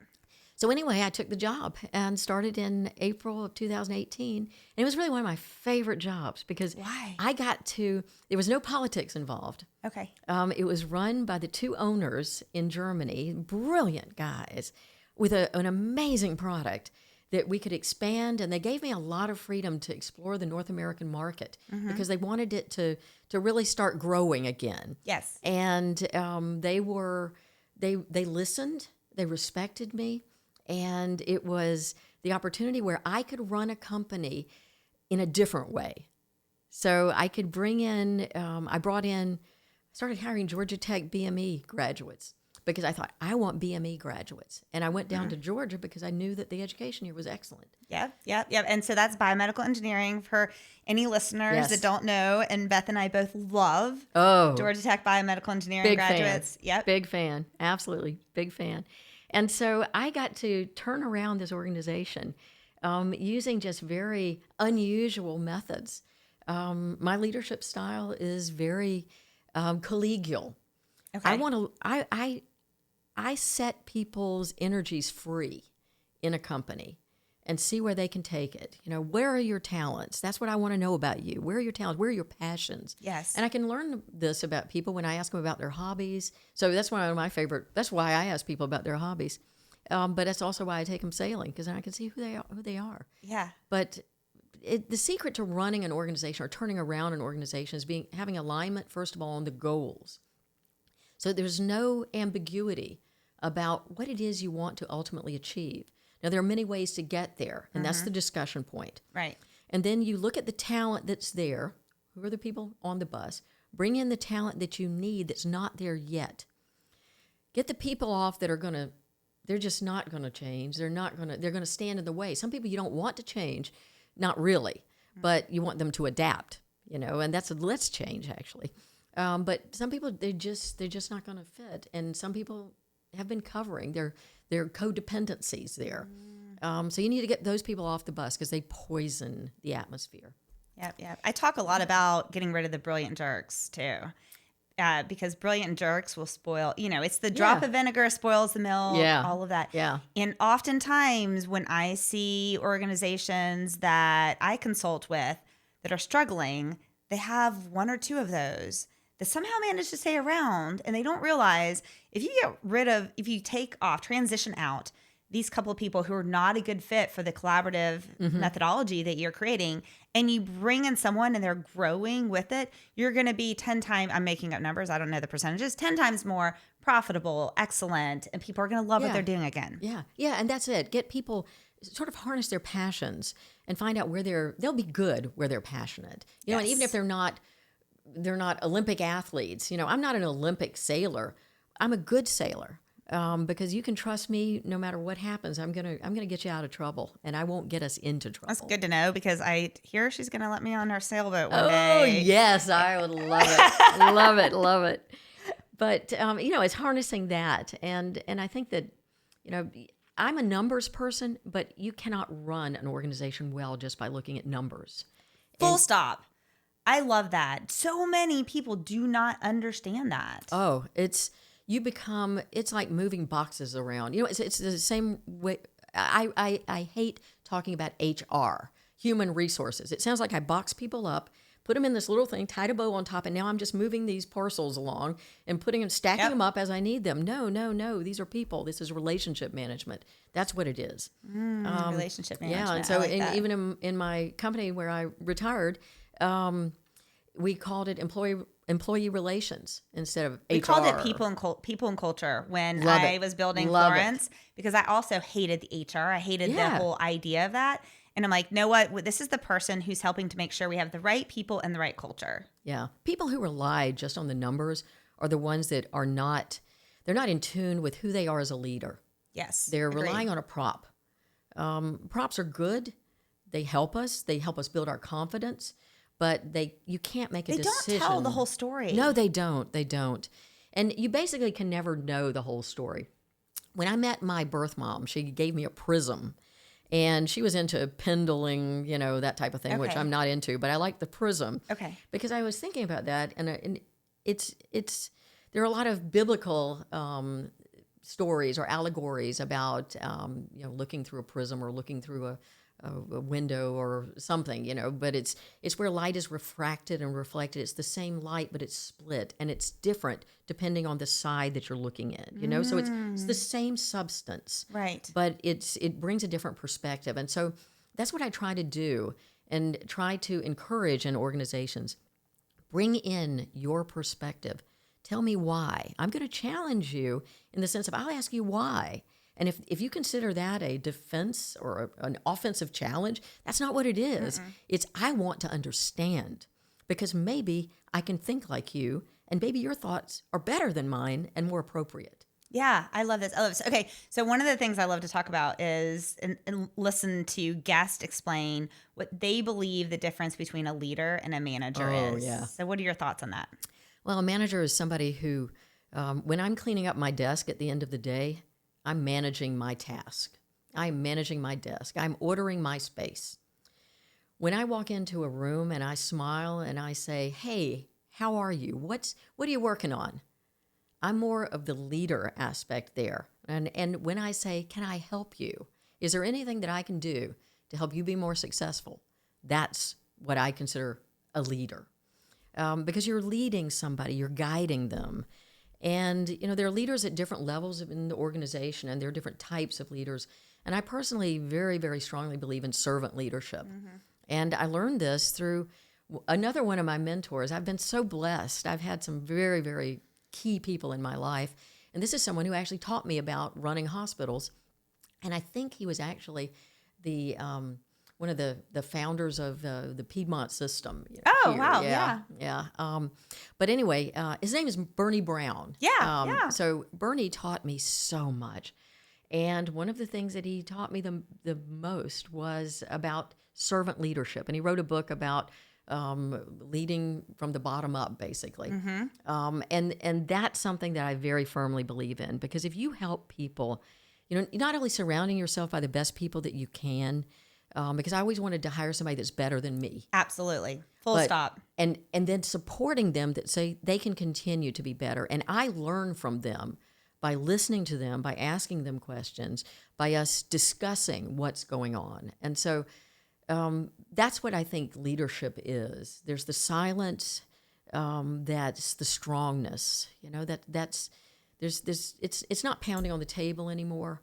And that's what I meant about I got the opportunity to lead in a different way. I went a whole year without having any numbers because the company really didn't have any that were sustainable numbers or substantial. And the last startup company I was a part of, one of the things that was really a quick realization that we were not a good fit for each other, myself and they had a new board member. And one thing, I remember the day I was talking in a board meeting about reducing turnover. This young startup had a lot of turnover. And she was like, I don't care about turnover for any company less than a Series C. Oh. I was like, did you just say that? And the second thing was, we only had a couple of customers and I was driving implementation and they kept trying to force me to give them numbers on speed for all these different analytics. And one of my dear friends who was at one point board chair, he said, the rest of the board feels like you're resisting this. And I said, I'm absolutely resisting giving you. They mean nothing. We have these 4 customers in 4 different industries, 4 different setups. We're just figuring out how to implement. I said, I could just make up numbers for you, but it doesn't mean anything. Yeah. And doesn't that show the importance of having a good board? It totally does. Yeah. When we were building Florence Healthcare in the beginning, it was my first startup and I was employee number 4. I wasn't a co-founder and the board was amazing. They were even when we did fundraising and everything, Nice. They were, I was learning finance in the VC space and everything. And if I had a question, I could email them, hey, can you jump on a call and help me with my 5 income statement and see what I've got wrong and that kind of stuff. And then I had 2 other boards that were not so. And I did not realize how spoiled I was with how amazing that first board was. Oh, it makes all the difference in the world. It really does, because you can have a board that will support you and challenge you, because the board has the right to a lot of information.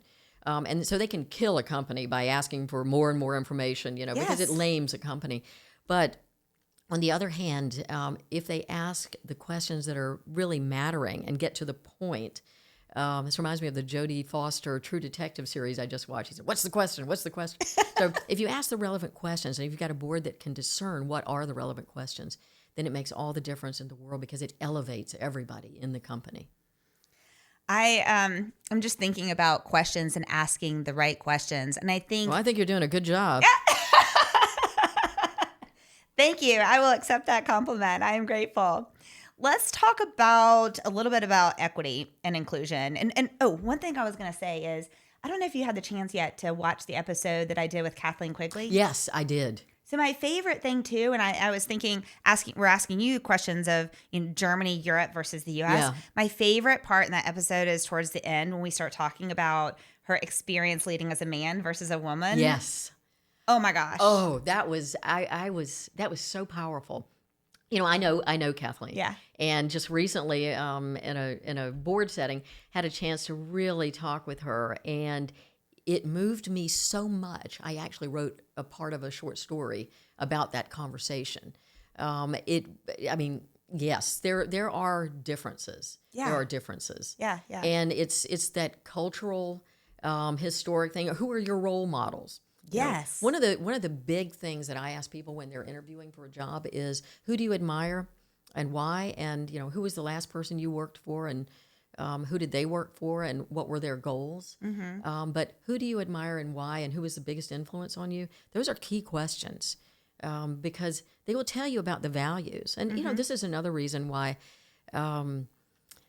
maybe getting into a little bit DEI.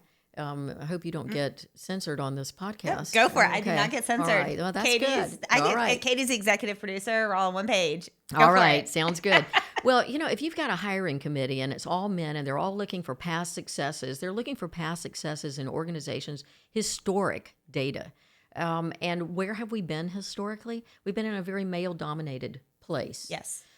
We've been in a place where we've used conventional management techniques, nothing that has to do that's been brought up to the challenges that we've faced through COVID, that we've faced through any pandemic, and now through sort of a suppression of how we actually want to be as people, and an oppression and almost a censorship in some ways. Yep.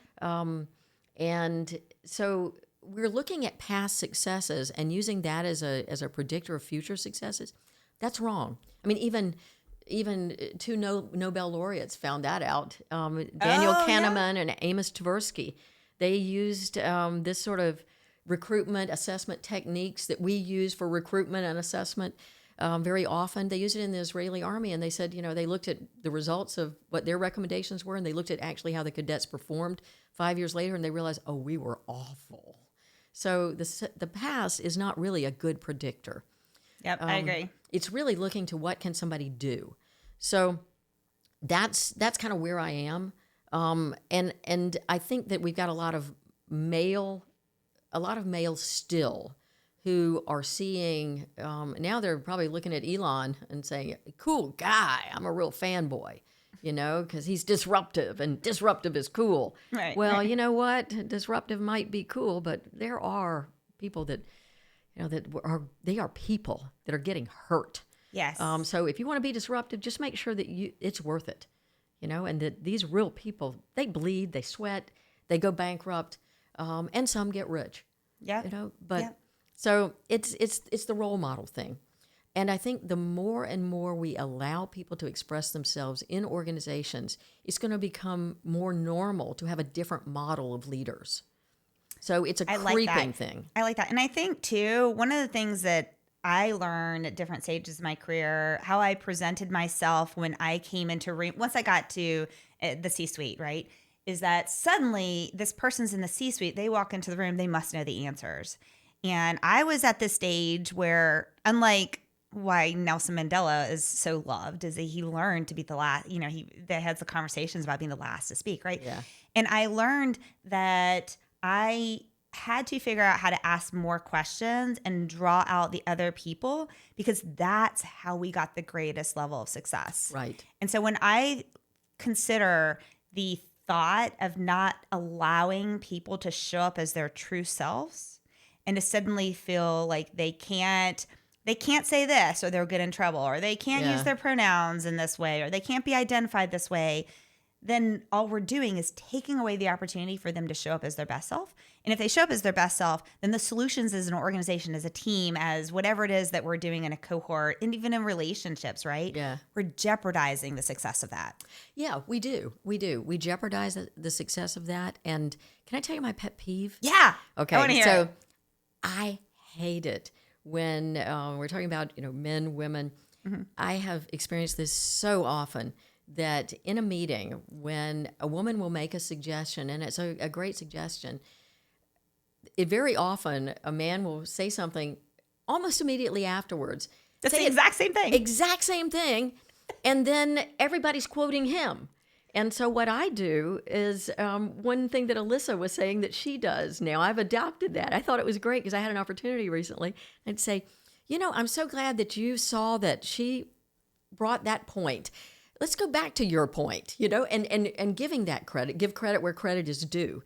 So I hate that's my pet peeve, that the people that think that they're actually enhancing a conversation or a discussion or adding anything of value by repeating the person in front of them and taking credit just because they are the last person to speak or the loudest. Yeah, often the loudest, yes. And often male on that point. So I am not going to say what Kathleen talked about on that because I want you to watch the episode. Right.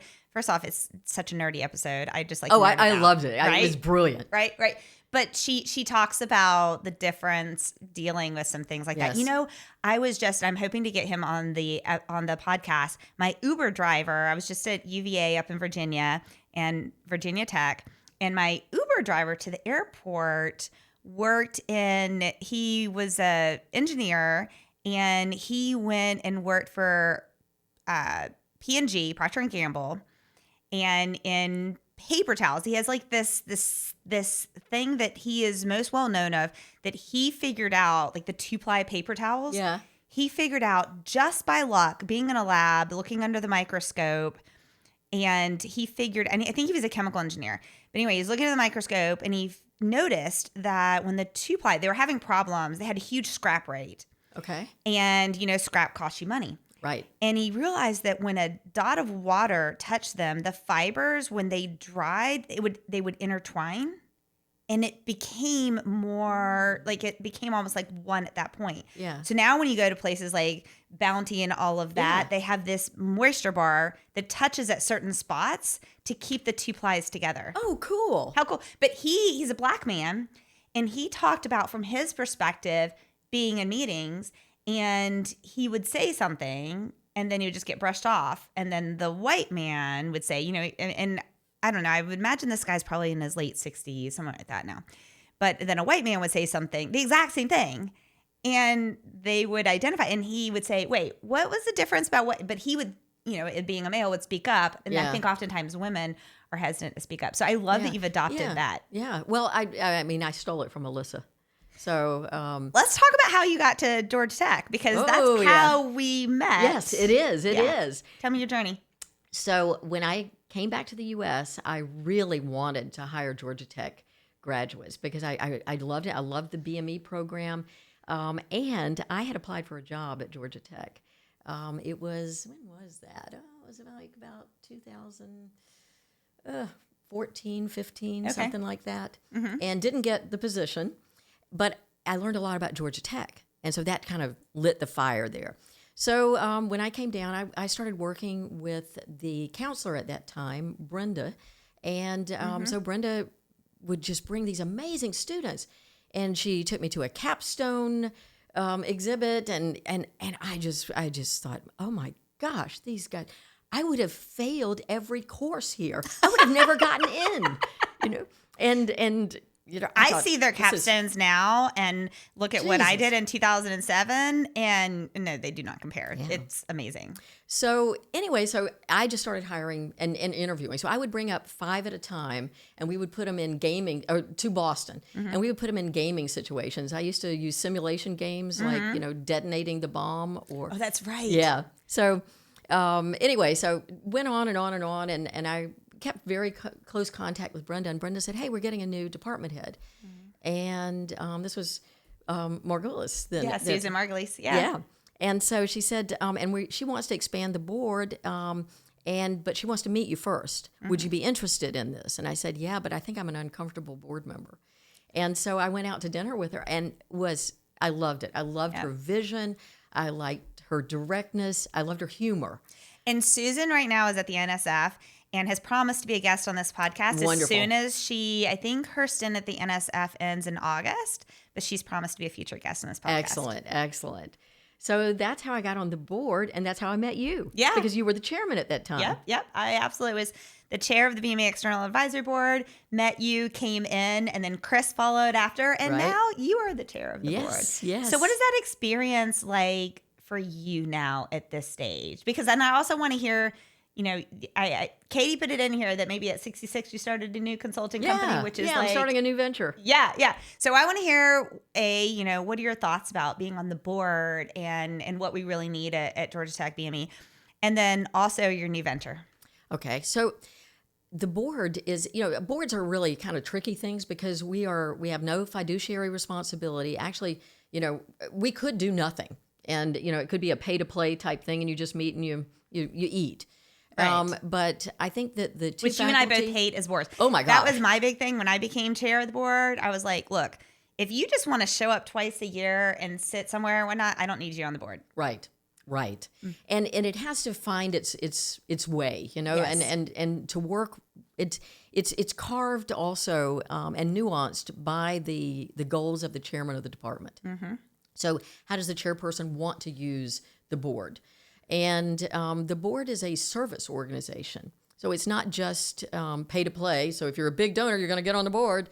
Right. But it's one that, can you give back to the community of Georgia Tech? Are you an alum or not? that doesn't matter as much. It helps because we really do want to stress that alumni network. But, obviously I'm not an alum, right? But I bring in an outside perspective. And that's what we also want of these outside perspectives to say, okay, if Georgia Tech and if the biomedical engineering wants to focus on translational research, let's make sure that the board has that representation, that they can give some guidance, provide internships, give some input on how the marketing can be done or on the curriculum. So who works together? How can they work together? And that's one of the things that I'm concerned about is that we have a lot of silos. Yes. We really do, between the different schools. You and I are both also on the board of the College of Engineering. Yep. And it's so interesting to hear these different things that are being worked on.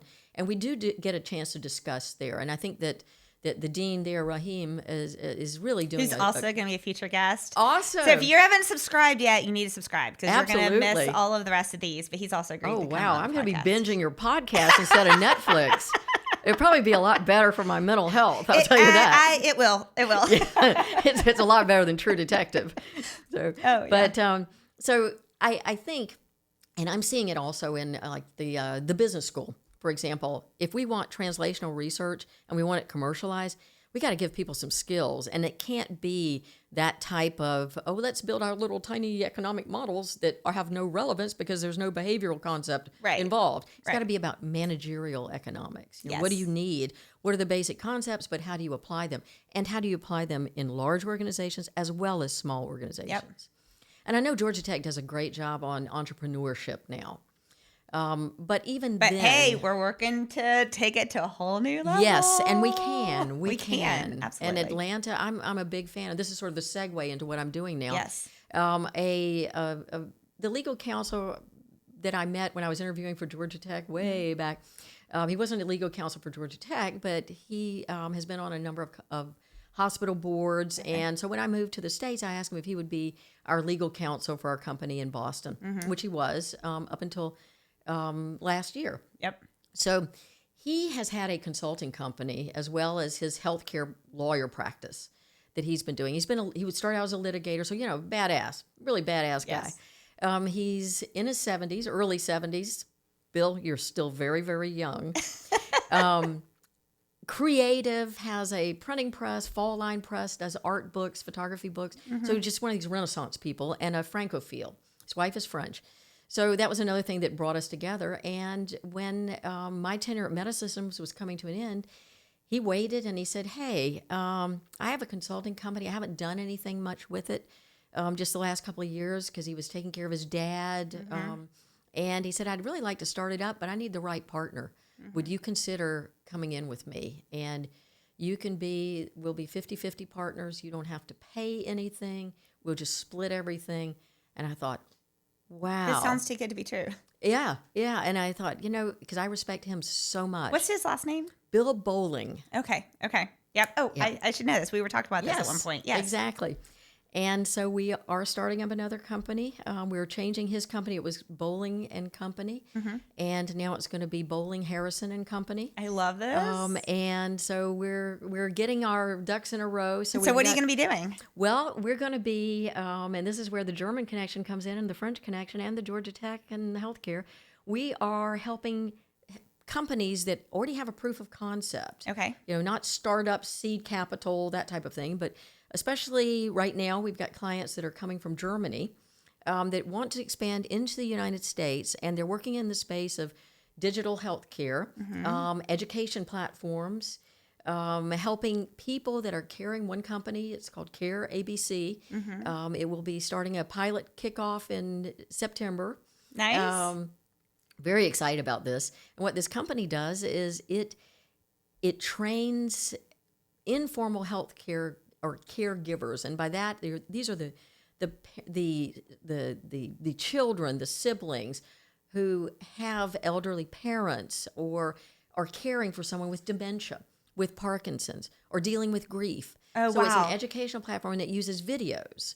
Not the printed page, because there are a lot of printed pages. Oh my gosh. And right? They suck. And you're tired and you're exhausted and you don't know what it says and you just give up. Right. And these will creating personalized content for people who subscribe to this. The subscription, we want it to be free to the people using it. So we're going through different agencies now. Okay.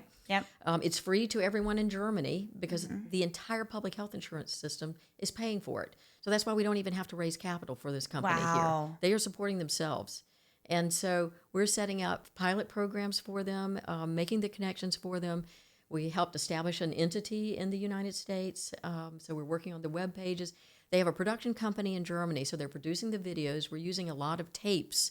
One of the founders is a physician. Okay. Very telegenic, that I hope you'll also put on your program. Because let's talk about it. Amazing.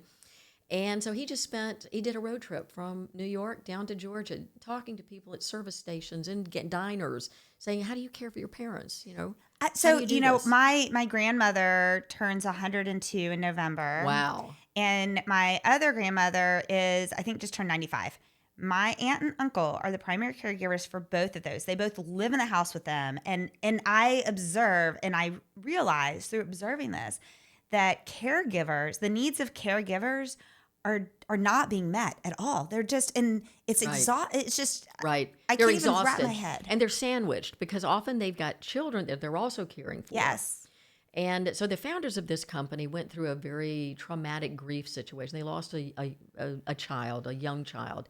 And so that's why they put together also, they use their grief, they use that resilience. Yeah. And they put together also a series of podcasts and videos and help and different tips dealing with grief.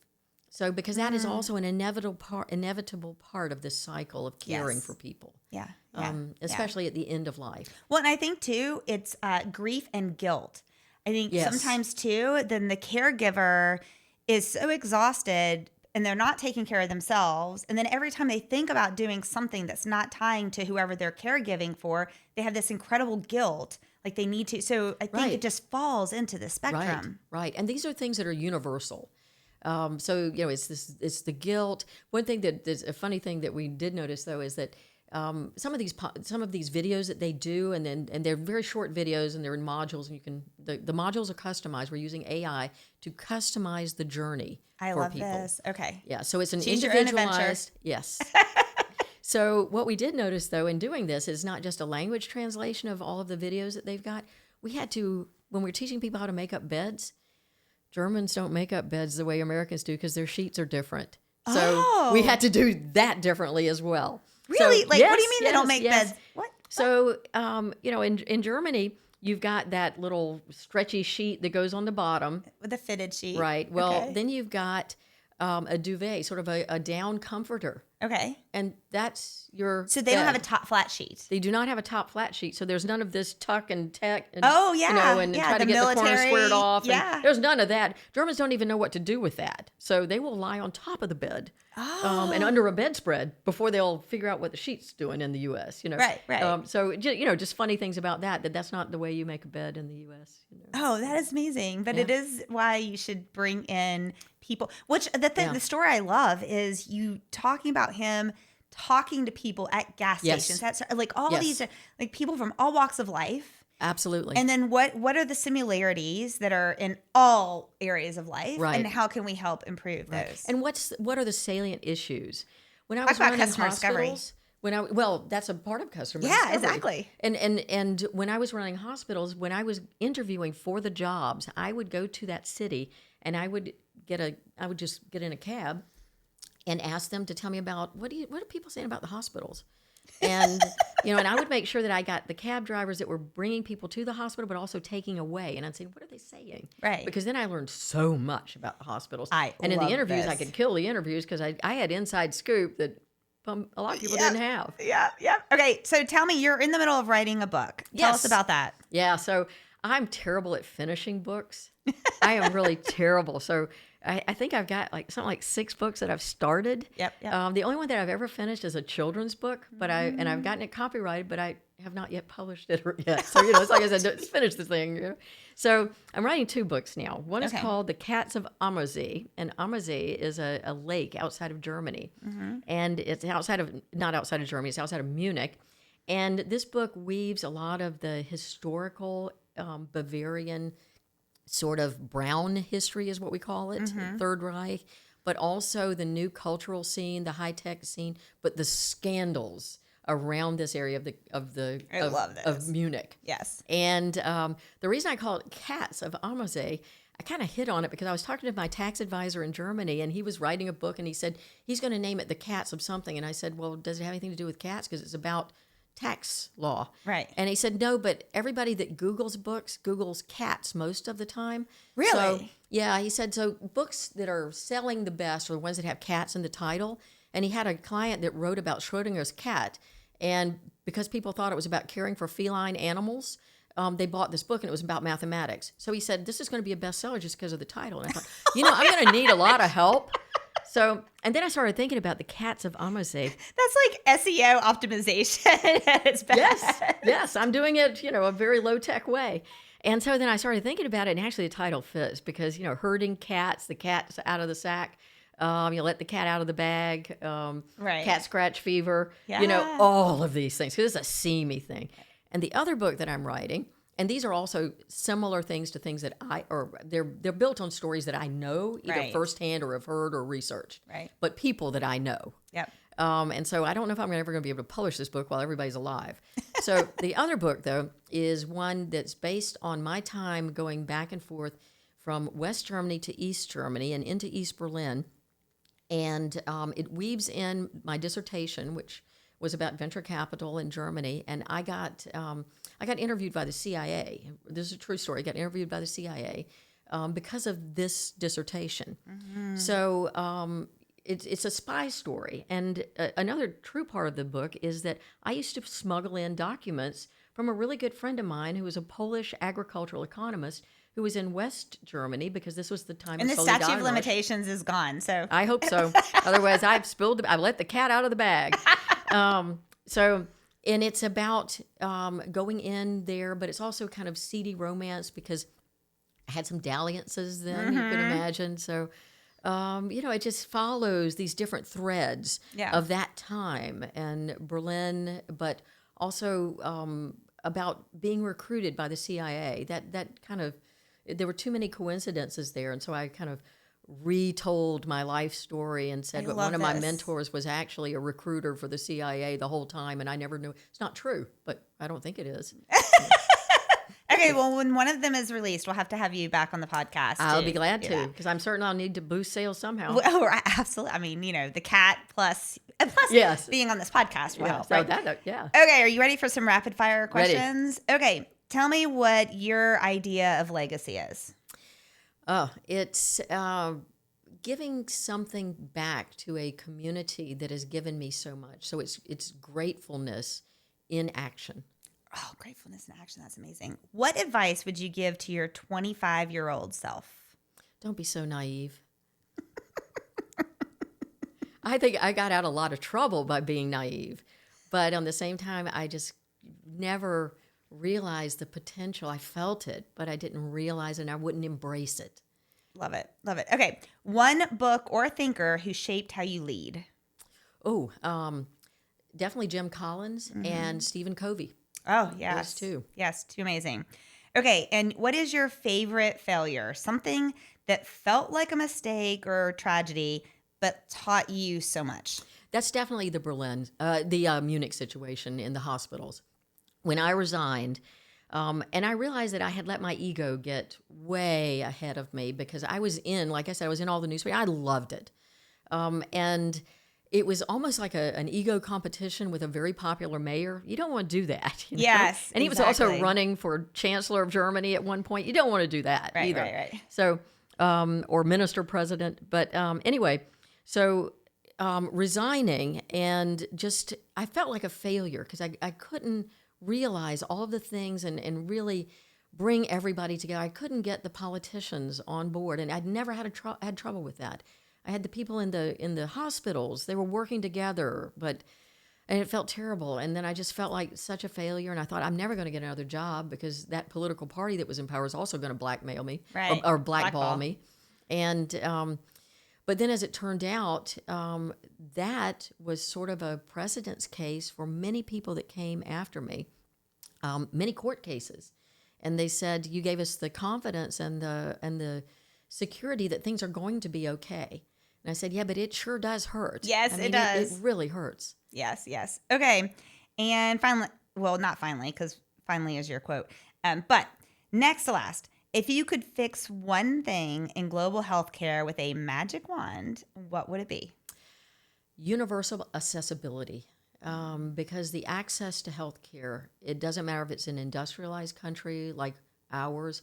If I have to wait 1.5 years to get a dermatological screening or 9 months for a mammogram, this is ridiculous.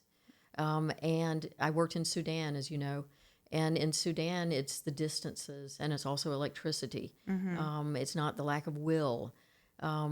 It's accessibility, making healthcare accessible.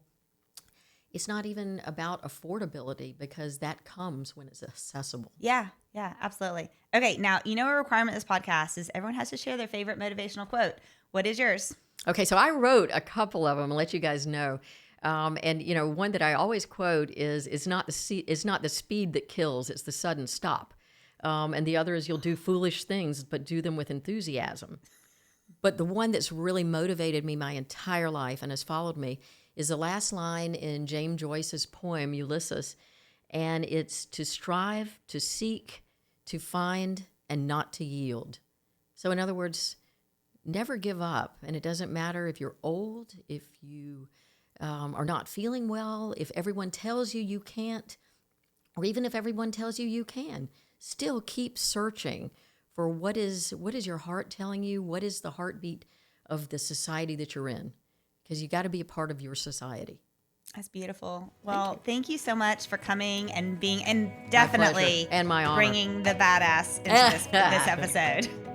Well, it's time to be unleashed, right? That's right. Let's do it. Thank you so much. Thank you.